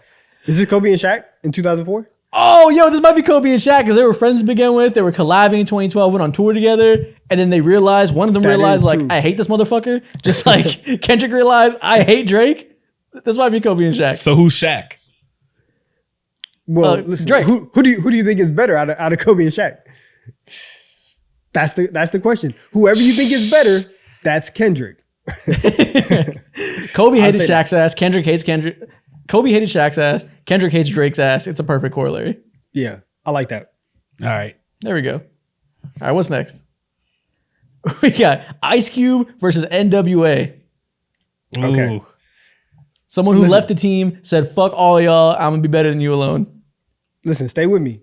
This is Ray Allen leaving the Celtics to go to the Heat. Oh my God, you're cooking with that shit. This is perfect. Kevin Garnett was ready to kill Ray Allen. Like, for real. He was serious about it. Him and Rondo were ready to pull up in Miami. And they hated him. He left the squad, got some championship off of it. Listen, the Celtics talk mess about Ray Allen for a decade after that. That was real hate. I think that's what this is. And Ray Allen won the chip without them. No Vaseline is the chip. It's perfect. There we Not go. gonna lie, you're cooking with that bitch. Oh my God. Listen, I've been thinking hard about these. Yeah, listen, we'll let you cook. See- Mo, I don't know about you. He has way more ideas than I do, so he can go I ahead. was gonna go. I had a I'm just listening to them terrible all. idea. I was gonna be like, "Oh wow, if Ice Cube ended up being a failure in his career, I would be like, failure may be a little bit too steep, but could this be like Jordan Poole? What do you envision his career being? How fucking dare you put Ice Cube and Jordan Poole? God for fucking bid. Yeah. All right, what's the next one? That's damning. We got Drake versus Meek Mill. What do I have for this one? Okay. This I'm picture's going- crazy. It really is crazy. I'm going Chris Paul versus Darren Williams, Okay, explain. where Chris Paul is clearly better, right? Darren Williams had a moment, right, where he was up here, right? He was hooping, he was doing his thing. But we all know that Chris Paul is way better than Darren Williams. And that's kind of like the stature that I see. Yeah, he was definitely punching down in that comparison. Yeah. listen. The problem is Chris Paul doesn't have any smoke for Darren Williams. They collabed real quick though, right? Meek Mill and Drake collabed before. Darren Williams, Chris Paul, they were on Team USA. You have those analogies. There's very rare instances in the new NBA where you have like actual hate. So that's where like the line gets drawn in a lot of these. But in terms of stature, that's where I see it. Also in this picture, is this pre or post fake stomach muscles from Drake?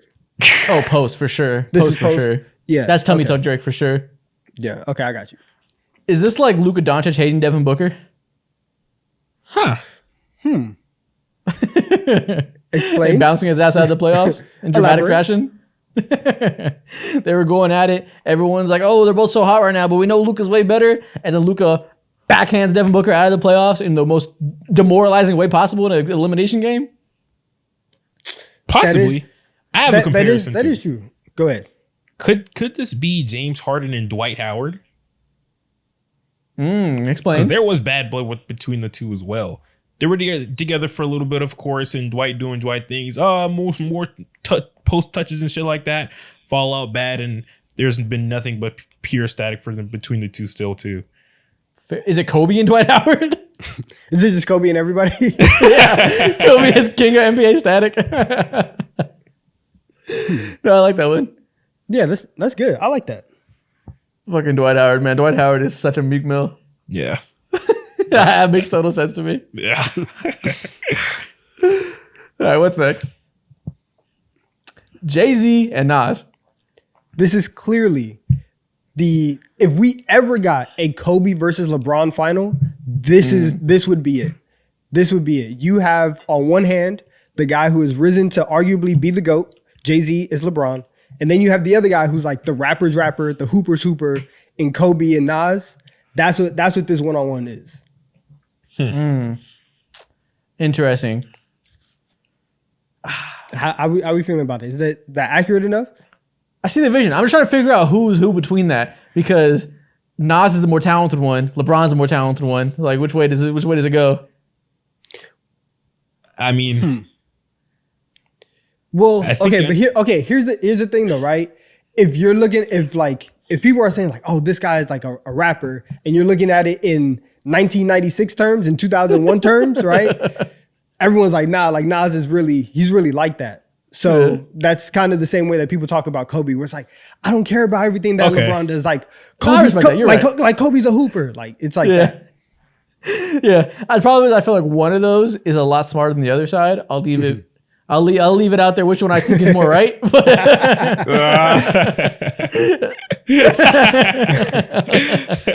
I respect that for sure. It's definitely got to be like an OG beef between two people that are like they're the peak of their generation in the one of the most popular generations. I see that. okay. All right, what's next?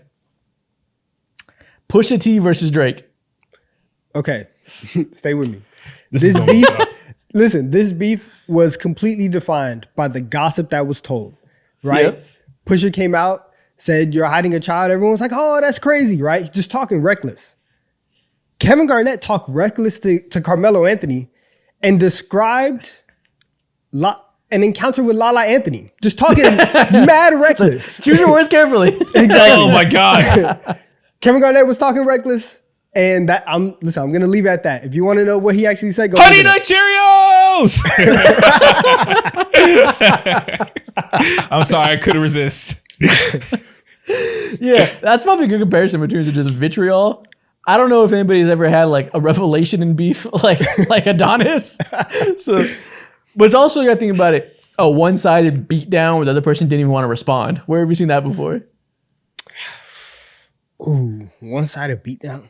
A beat down. Just back blown out, no response, no effort to try to keep up. LeBronto? Maybe what, Shaq and Dwight? Oh yeah, I think Shaq bullying Dwight is similar. Shaq every time he gets a mic is like, "Hey, Dwight's a bitch and a coward," and Dwight's fair. like, "What the hell?" That's fair. Yeah. I like that one. Yeah. That static is still there to this day. Literally a couple of days ago, Jock was like, they retired the wrong Superman jersey. No one cares anymore. He hates him. Dwight didn't do a damn thing besides also be called Superman. Yeah. I love that. Yeah, that's good. All right, what's the next one? Biggie versus Tupac. I think this one is very, very easy. This is Lakers Very easy. Celtics. Yep. This is Lakers the Celtics. greatest This of is all what time. this is what rap beefs are built off of, right? Lakers Celtics is what NBA rivalries were built off of. You have the East Coast stuff, right? People were out here dying in the streets over this rap beef. In 1984, somebody would have killed you if you were on the Hey. wrong side of the Lakers Celtics. This ended in both these players' careers ending in murder in their death. How did Magic and Bird's careers end? Their bodies gave up on them in different ways. I think it's an exact comparison here. No, that's insane.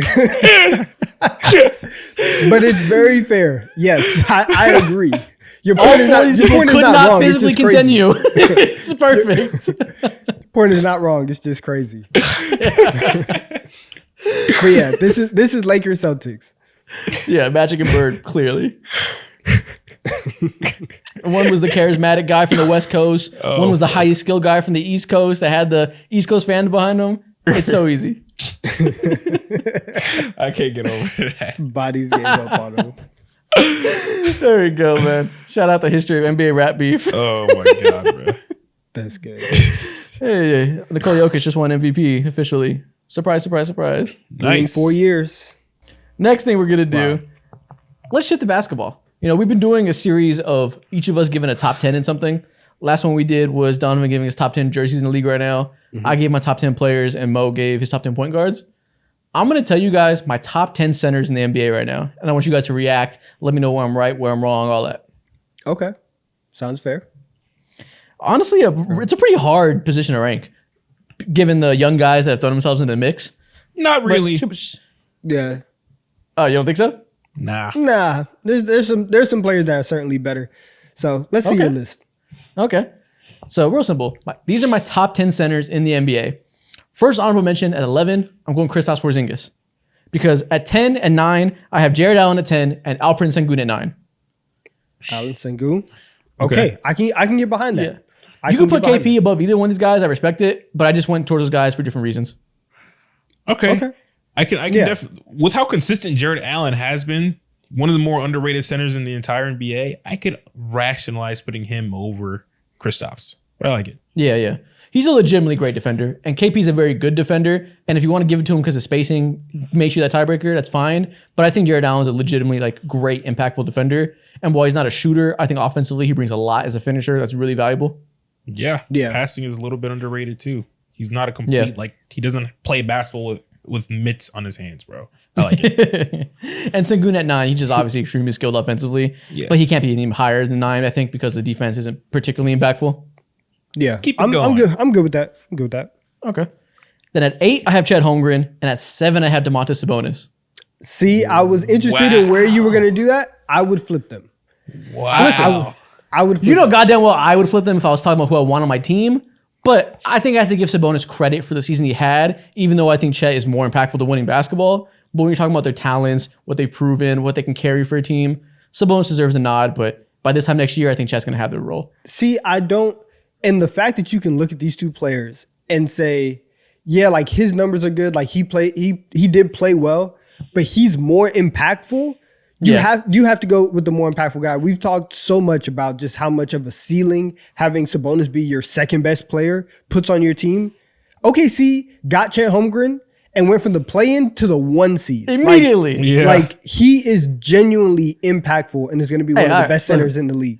You don't gotta convince me. We'll flip him. Fuck it. You can't tell me the Sacramento Kings, if they had Chet Holmgren at the 5, don't crack Oh 50 my wins goodness. this year. They're different. They're projecting differently. A hell of a lot differently. I don't need much convincing. Y'all got it. At 6, I have Bam Adebayo, and at 5, I have Rudy Gobert.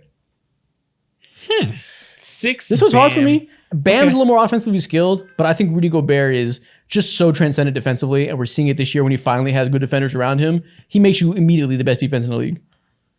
I like that. I think I'd rather have Bam still because the offensive gap is fucking crazy. All right, now I get that. But I think Rudy Gobert isn't this offensive shithole like people act like. He's a perfectly fine role man, perfectly fine play finisher, just not a creator for you. And I think that's okay when you're the best defender in the planet. For sure. I think there's a difference between fine and all-star level though. And I'm taking it all-star get level that. with elite defense still. Yeah, and that's fine. I think I would take Bam just because. And while listen, we've seen Gobert in situations where he hasn't had great defense behind him, and he was still like the Jazz were still like the number one defense. They were still elite defensively.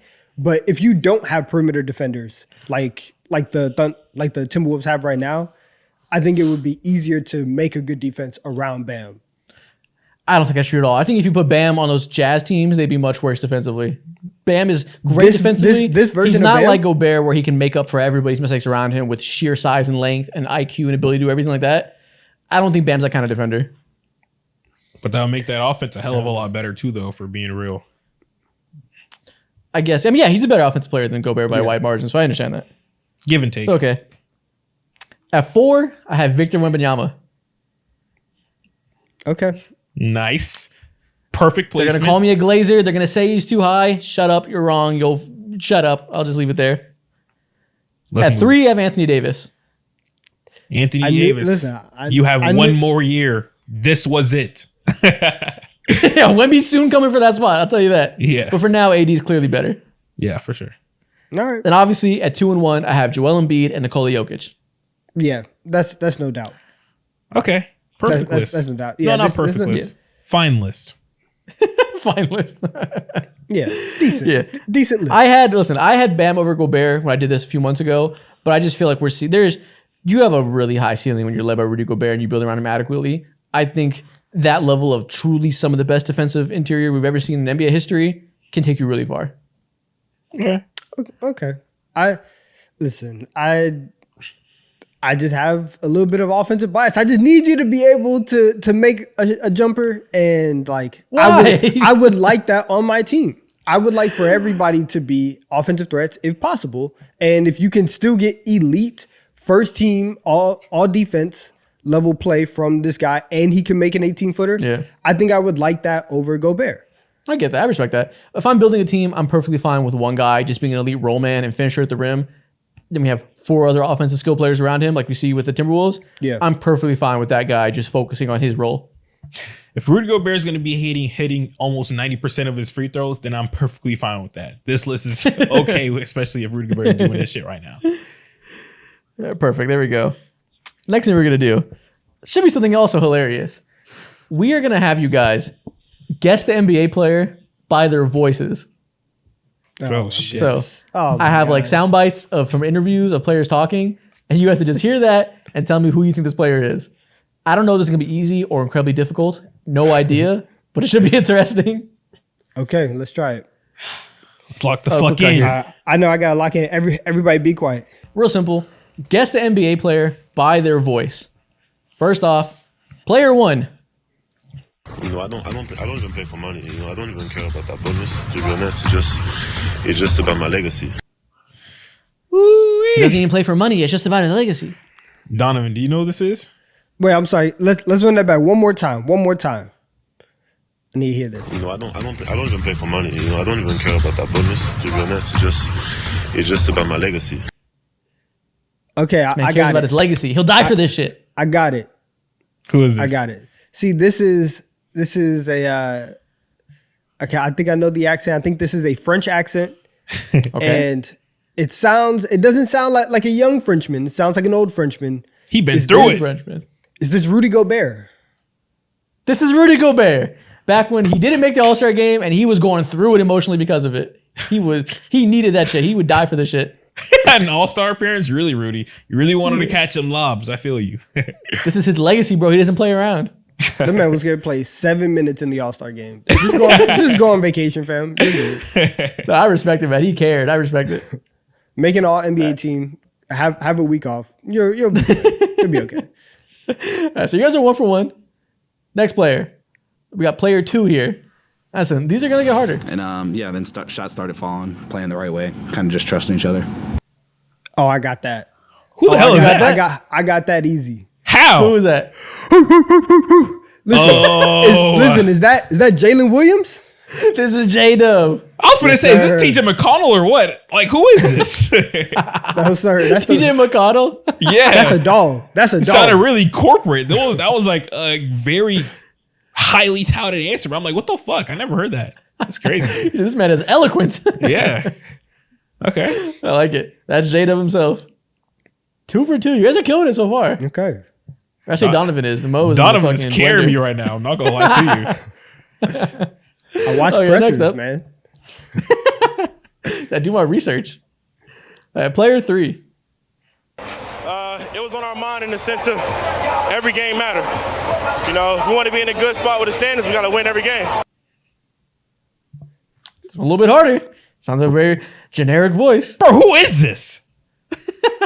Could be anybody. That's tough. That's tough. Wait, let's run that back one more time, please. It was on our mind in the sense of every game matter. You know, if we want to be in a good spot with the standings, we got to win every game. Huh. Okay, we got to be in a good spot. Now, obviously, I don't know when the soundbite was taken.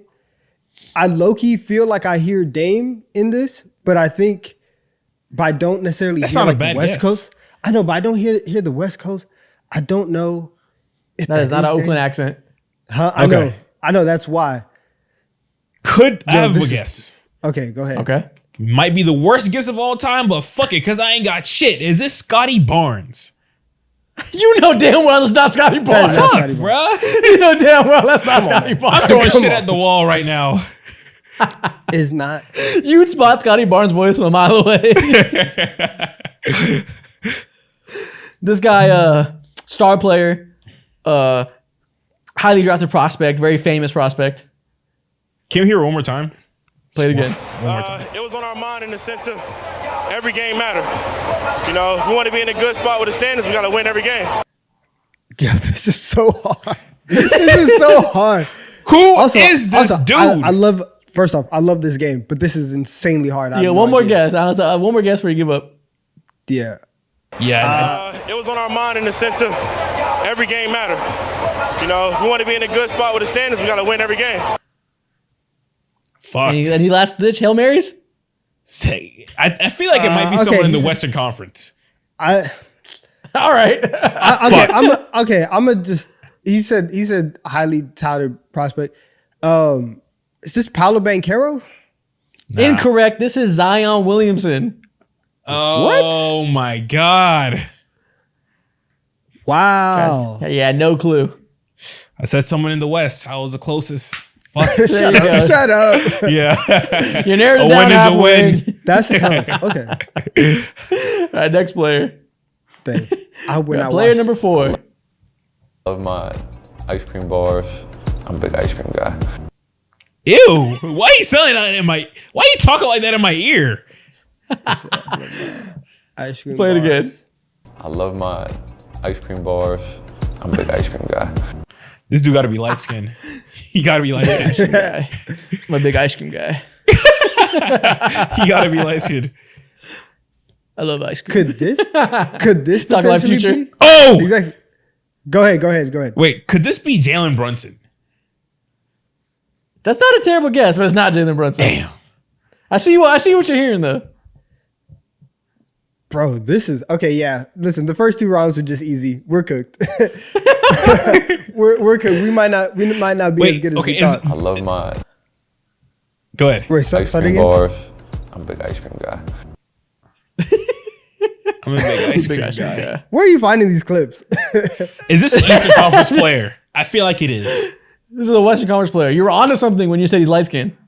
He's a light skinned dude in the Eastern Conference, bro. It's No, not no. fucking Keegan Murray. In the Western Conference. Yeah, my he's bad, in the West. Western Conference. Can be Steph or Clay. It's not Devin Booker. Hell no, it's not. We even talk Book. about him a lot about him being light skinned. Is this Devin Booker? This is a No. Devin Booker. I feel like that's is that one of the main light skinned dudes that we talk out west? Y'all, you're not gonna get it. This is Chet Holmgren. I was about to say Chet. See, you threw me off. I knew You're it. right. Listen, you're right, but you're wrong because he is light skinned, but he's not. He's bright skinned. I was That's gonna tough. say Chet. Damn. You got me. This man loves his ice cream and he loves. Never mind. Didn't know Next he was an name. ice cream guy. Next name. Who was player 5? Oh my God, I'm sorry about that. It's just been tough, man. I've been feeling terrible. I played terrible, and I just give credit to my teammates, man. They Damn. He tired as hell. He's exhausted. Bro, I'm so mad because I Could know this be voice. Cole Anthony? You're close. It's not Cole Anthony. Oh, this is Paulo Banchero then. This is Paolo Banchero after he hit a Give game-winning shot versus me the my Pistons. money. There we go. Good job. He hit a game winner versus the Pistons, and he was overcome with joy. I'm on the board. Good job. Thank you. Finally a victory. Yeah. Next player. Player 6. Yeah, I think so. Offensively, defensively, it was a good night for me. Wait, replay one more can, time? Can, Yeah, I can you think turn it so. up? It was kind of low. Yeah, I think so. Offensively, defensively, it was a good night for me. Okay, so he's a foreign dude, obviously. Yeah. Yeah. This is like, listen, it's not like a Frenchman or I'm not gonna go there. Never mind. Some other places? I'm not gonna, How many countries you know? And can you tell the difference between Lithuania and Uzbekistan? see, I was trying to go there. I was trying to be like, this is one of them staying countries, you know. I wasn't trying to do that. Nah. You're right, though. Not an American. There you go. I think I know who this is. I think Who is so. it? This motherfucker sounds big. Is this Alfred Sengun? This is the Turkish legend Alperen Sengun. We on the board. Let's go. There we 2 go. in a row. He was tired as hell. He be moving his feet on defense, trying his hardest. I knew it was him. Next player. Nah, Got this 2 game, left. bro, this game is crazy. It has me sounding like Gilbert Arenas. No, I'm not God like that. for I'm not fucking like bid that. again. I'm not like that. The last person on earth I want to sound like. Jesus. Player number 7. Yeah, I mean, everything I noticed, we're just going to keep going out there and try to do it. Energy's good. Everybody's touching the ball. It's moving. As long as we compete, we'll be okay. This sounds like when somebody like Kevin Hart is like making a deep voice impersonate somebody. It does. We keep the ball moving. We gonna be okay. It sounds like a joke. Run it back. Stereotypically deep voice. Yeah, I mean, everything I noticed, we're just going to keep going out there and try to do it. Energy's good. Everybody's touching the ball. It's moving. As long as we compete, we'll be okay. We'll be okay. This player sounds feels so like- straight to the point. It feels like Zach LaVine doing like a deep voice impersonation. You know what I'm saying? This is Zach LaVine, right? This is Zach LaVine. Yeah. Yeah, I mean, everything I You said it sounds like him if you try to make his voice deeper. Does he have 2 voices like Tyrese? He might. I know his voice is deep. It just sounded deeper than He woke up with a scratchy throat that day. Yeah. Full He had game of a exasperation. mean loogie in his throat. I'm Zach taking, LaVine. Okay. I'm taking half a point on that one. All right. Next up, last player. Who is this man? One reason I came to Chaminade was because of sports, mainly basketball. For all the great kids here that play basketball, like one Anthony Novelli. Who the hell is this? Sam Merrill? Who is this? Play it back. One reason I came to Chaminade was because of sports, mainly basketball. For all the great kids here that play basketball, like one Anthony Novelli. All right, this can't be fair. This player sounds hella young. It sounds like a college or high school interview. It is. It is. Sounds like he was struggling to read. Just show- Like, just what? show it, Why 'cause did you do him like this? I know. Just show it. I know that you're playing with us right now. This is so mean. Is this Terrence Julian Mann Elliott? or something? He could not talk on camera. This is Jason Tatum in high school. Yeah, I was about to say something. There's a video on his YouTube channel of him making a movie about himself for school. And he's talking about why he went to his high school because he likes the sports and academics. He got that Duke education. I retract my statements. He was struggling to talk on camera. He taught me how to tie my tie. I can't lie like that. I almost picked that video, but the audio was bad. It'd be hard to understand. I was going to do the tie video. Let's see. That would have been too easy. So I went with this one instead. That's perfect. There we go, man. Oh, that's good. Next thing we're going to do, let's talk about some 2K ratings. 2K put out an update yesterday where they updated their ratings for the playoffs. So a lot of the players that are still playing got bums, all kinds of stuff like that. There's some interesting ratings here now. So I'm going to name 2 NBA players, and I want you guys to tell me who has a higher 2K rating. All right, bet. Some of them may surprise you. I'll say that. First matchup, Anthony Edwards versus Jason Tatum. If Anthony Edwards and his Michael Jordan-like rise has not put him above Jason Tatum in 2K, then I don't know what to say. I'm going with Anthony Jason Edwards. Tatum. He's been a top 5 player for a couple years now. Anthony Edwards is literally this generation's Michael Jordan. I'm for this, at least in the last 2 weeks. Right? Exactly. I don't know what previous update said. This last update better have Anthony Edwards above Jason Tatum. There might There's be an update for these tied. playoffs. For these play. Oh, he's been cheeks. Jason Tatum, as his update, he didn't go down. I don't know if 2K lowers him at all, but the way Anthony Edwards is moving, it might be tied now. I will say it's tied. I'm going Ant. Okay. I might say they're like a. Go ahead. It is Anthony Edwards by 1 point, 95 to 94. 2K knows ball. Let's go. Bro, these agendas are being pushed over the last week. I'm telling you. 95 is nuts. I'm not going to lie. 95 is crazy. What a fucking rise. Next up, Kyrie Irving versus Kawhi Leonard. Damn, Kawhi. Pain. Listen, Kyrie, he's been hooping like crazy. I understand that. But outside of injury, Kawhi Leonard is probably still Kawhi Leonard in the game. And I don't think that even if they load his injury to 0, he's still going to be better than Kyrie in the game. So give me Kawhi Leonard. I might lean Kyrie Irving. He's been playing some of the best basketball since we've seen him play next to LeBron. Kyrie Irving is a 93 overall.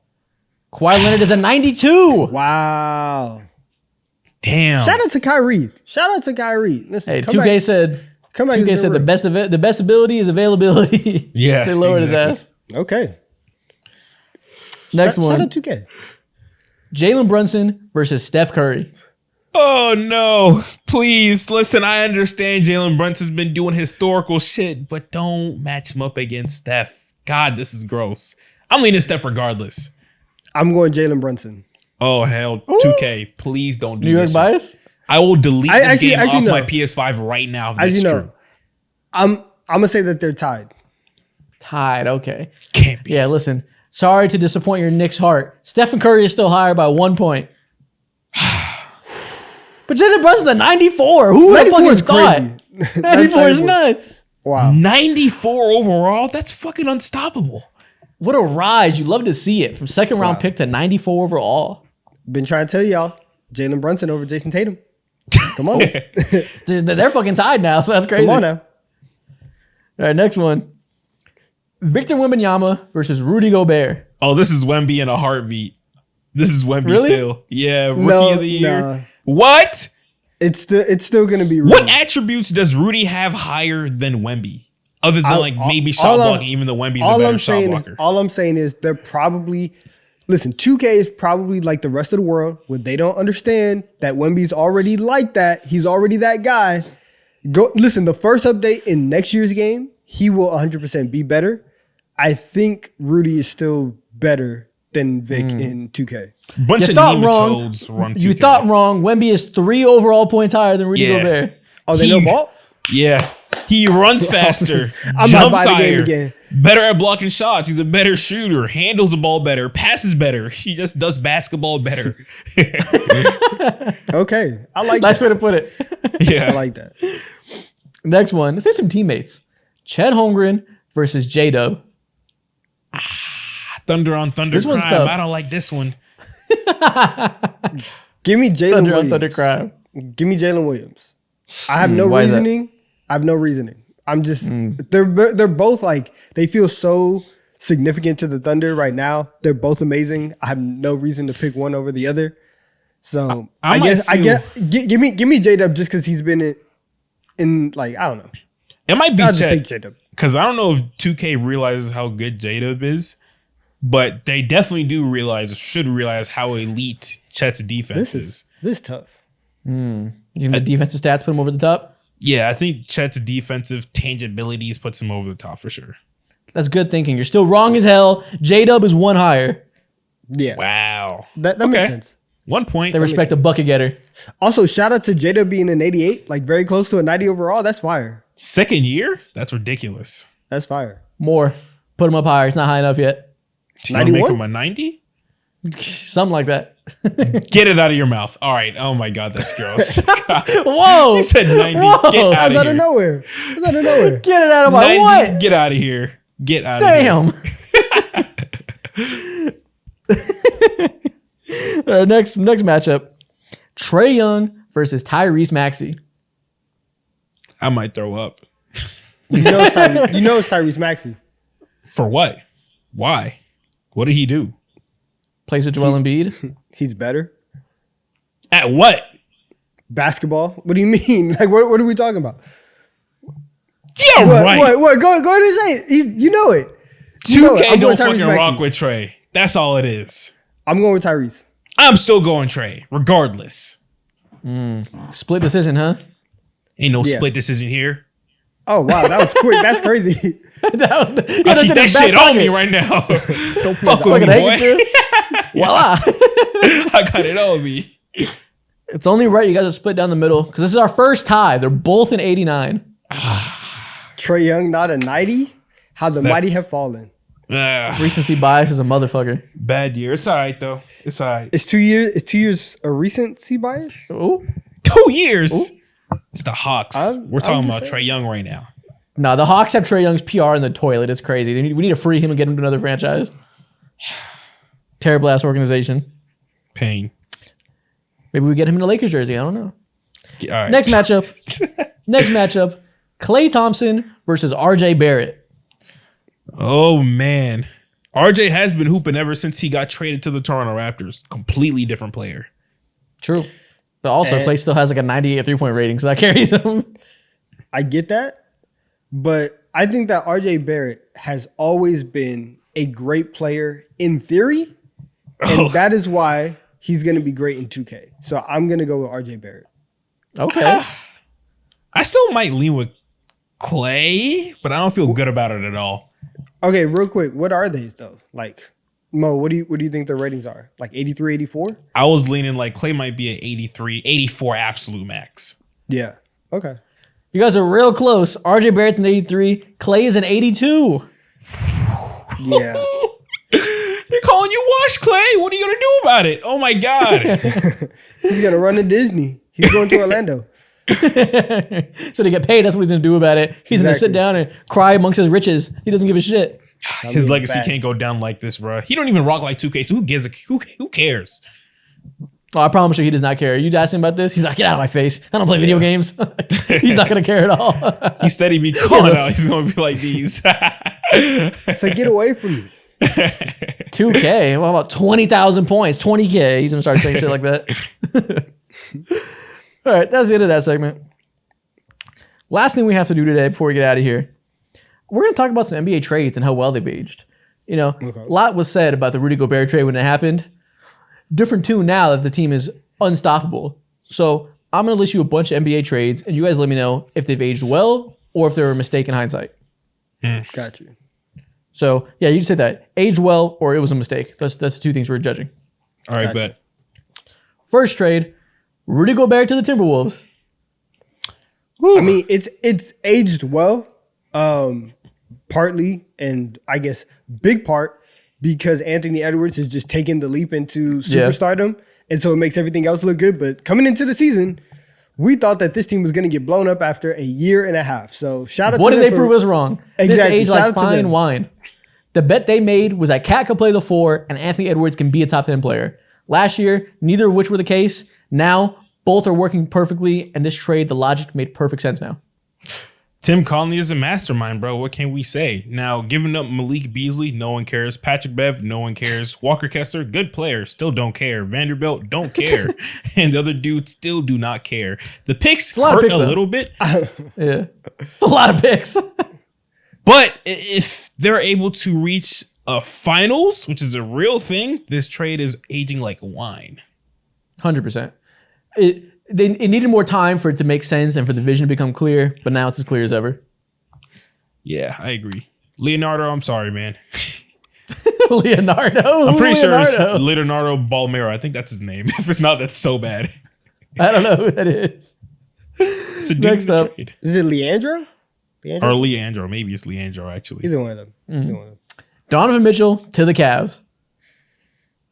Listen, for the Jazz, it's aged perfectly. For the Cavs, you probably hold on to your assets. 5 first-round picks. Yeah, I think it's a mistake. Ooh. Five draft picks and Larry Markkinen, who turned into an all-star. Like, yeah. You probably want to do that again. Using hindsight, of course it looks bad, but even at the time, I'm still doing this trade because Donovan Mitchell's like, he could be a top 10, top 15 player at his peak. And Larry Markkinen just wasn't looking like that at all back when he was in Cleveland. Yeah, I think this is aged perfectly fine. I would still do this. This team isn't working, not because D. Mitch. This team isn't working because Darius Garland and Evan Mobley haven't developed like they hoped. D. Mitch has given them everything they expected to get from him. I would still do this. Listen, the boys are about to get swept, so. And listen, and they're finna ship somebody out of town. It won't be D. Mitch unless he has to be. He's not the problem. Yeah, sadly, Derek Favors is in Evan Mobley's shadows right now. No, Darius Garland, get ready to speak Louisiana. That's the problem. Get ready to speak Beignet. You and Zion are going crazy next year. Next up, Paul George to the Clippers. Woo, this is aged so poorly. It's so bad. They traded Shea. Now. And the pick that was J-Dub. Now, you would do it again, right? You would probably run this back if you could get 2 elite wings. However, it's aged poorly. There's an MVP finalist on the other side and J-Dub. Like, come on. They're the 1 seed now, and you guys are fighting for your playoff lives every single year. Got bounced in the first round this year. It's tough. It's tough out there. And I get that you had to do it to get Kawhi. Try harder to convince Kawhi that Shea's going to be him, because this is a lot to give up for Paul George, and I understand it in the moment. I didn't have a problem with it. Listen, Doc Rivers lied saying he was trying to convince Kawhi. He should have tried harder. Yeah, this shit aged like milk, man. It's so tough to see. I understand it. You're the Clippers. You have to have some type of motion going on whenever you have the Lakers in the same arena. But that just makes my stomach hurt for all fans, bro. Damn. Yeah. This is seven picks. And the point of this is hindsight. We know in the time it made sense. Now you gotta view it as a mistake. It hasn't worked. It is what it is. My stomach hurts. Next up, Damian Lillard to the Bucks. Oh, this is a mistake. I'm still doing this 10 times out of 10, bro. How? It's a mistake. What is making this a mistake? You brought Damian Lillard in. The coach got fired halfway through. Your top two duos, right? Your top duo of Giannis and Dame don't work well together. Your defense, which was the basis of everything that you did over the last couple of years, is now fried. And you have an aging superstar who is hit or miss on a night-to-night basis, and Giannis, who low-key gets hurt a lot now. Yeah, I'm not doing this. And you gave up all your picks. You have no flexibility. Your team is old. And now you have Doc Rivers as your coach. It's a mistake. And you let the Celtics get Drew Holiday and turn into a God squad. That's also part of it. Facts. The time was ticking on Drew Holiday. He's currently averaging 7 points and he's shooting below 40% from the field right now. All right. Yeah. That's absolutely disgusting. All those picks and shit like that, they're gonna hurt a little bit, but every single team has to make that move whenever you bring in someone who can perform like a top 15-10 player at all times. He moves mountains. It hasn't worked out yet, but don't be so quick to say that this shit aged like milk. I agree. I'm willing to give it another year. They weren't going anywhere with Drew Holiday. They had to mix something up. I think it's still fine, but if they fail again, then it's gonna get spooky. Absolutely. They might. They just lost Thanasis Antetokounmpo, bro. He went out with an Achilles injury. Death of a dynasty. They're cooked now. All right, next one. DeJounte Murray to the Hawks. Hey, man. This is milk. This is age. Do I even gotta say it? This even gotta say it. This is turned so far past milk. It's cheese now. Okay, this is awful. This is such a bad trade. Not gonna lie. It's such a bad trade. This trade right here, what the Lakers did with trading for Russell Westbrook, it feels like the exact same vibes with what DeJounte Murray becoming an Atlanta Hawk. DeJounte Murray's better, of course, but in terms of how much you risked for the future and how you destroyed everything, and you might cause Trae Young to leave too. It's ass. This trade is mildew. This is disgusting. In the moment, I never liked it. Having a star guard and looking around the league and be like, how do I make this team better next to my guard? get another point guard. Like, that was always so stupid, terrible fit. The fact they thought they'd make him a shooting guard or Trae Young being good off ball, all this stuff never made sense, and it went exactly as poorly as you'd expect. The logic wasn't terrible. Go to hell. The logic was horseshit. We convinced ourselves the logic was decent, but the logic was awful. We were like, if you looked a certain way and you really imagine Trae Young being a completely different player and DeJounte being a completely different player, then maybe it could work. Exactly. The only way this works is if Mo's controlling both of them on 2K. Hey, and if I'm doing that, I'll get you right in I know. one Listen, you won a offseason. championship. You won a championship yesterday. I saw it. I might have been up until 4 a.m. going through like 5 seasons of 2K, but I got the job done. Terrible last year. I hate this trade so much. All right, next one. Kyrie Irving to the Dallas Mavericks.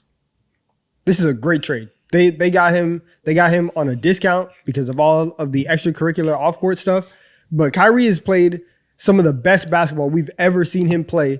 And now Luka has a legitimate running mate. I'm doing this every time.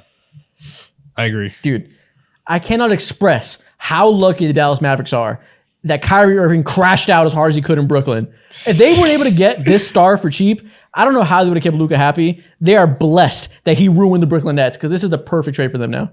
Yeah, absolutely. Spencer Dinwiddie and Dorian Finney-Smith were getting you absolutely nowhere. That 2029 pick, who gives a damn? Because if you were on the same trajectory, Luka wouldn't even be there. No one cares. Kyrie is a godsend for sure. I cannot express. This trade saved Luka Doncic's prime in Dallas. No exaggeration. For one first-round pick. And it doesn't even matter if they don't end up winning much at all, because now this alleviates all the headaches. Instead of watching guys like Tim Hardaway Jr. ISO and choke at the most random threes, you get to watch Kyrie Irving put up the most beautiful basketball mixtapes every other night. Nice. All right, last one. Domantas Sabonis to the Kings. It's a win. It's a win, right? Like this is one of those trades where it worked out for everybody. So I think it aged well. The Kings, as relevant as they've been in the last 20 years, shout out to them. And when you are Sacramento, that's all you are playing for at this moment right now. It's a win-win on both sides. I absolutely agree. Exactly. Yeah. I think the Sacramento team doesn't have any type of like ceiling of ever being a championship contender. But, you know, Kings tax, they were never going to be that. So being just good enough to be in the playoffs every year is a win for them, even if we look back and be like, oh, Tyrese is probably the better player. Exactly. And for there was no path. There was no path either way, so this is the best they could do. Yeah, and for Indiana, you are going absolutely nowhere with a Miles Turner and Domantas Sabonis-led team. Tyrese Halliburton is the face of your shit, which is what you need. I forget Domantas Sabonis was a power forward. Thank God they did this. Tyrese is so much better there. I know. Most even trade in recent history. There we go. And that means this is also the end of the show. No! We're done here. Oh my God. Ticket time is wrapped up. If you're still here, what should you comment? Comment Anthony Edwards is literally Michael Jordan. Comment OVO. Comment that. Let me hear you say OVO. And step this way. Step. Put the crayons away until next time. Certified lover boy, certified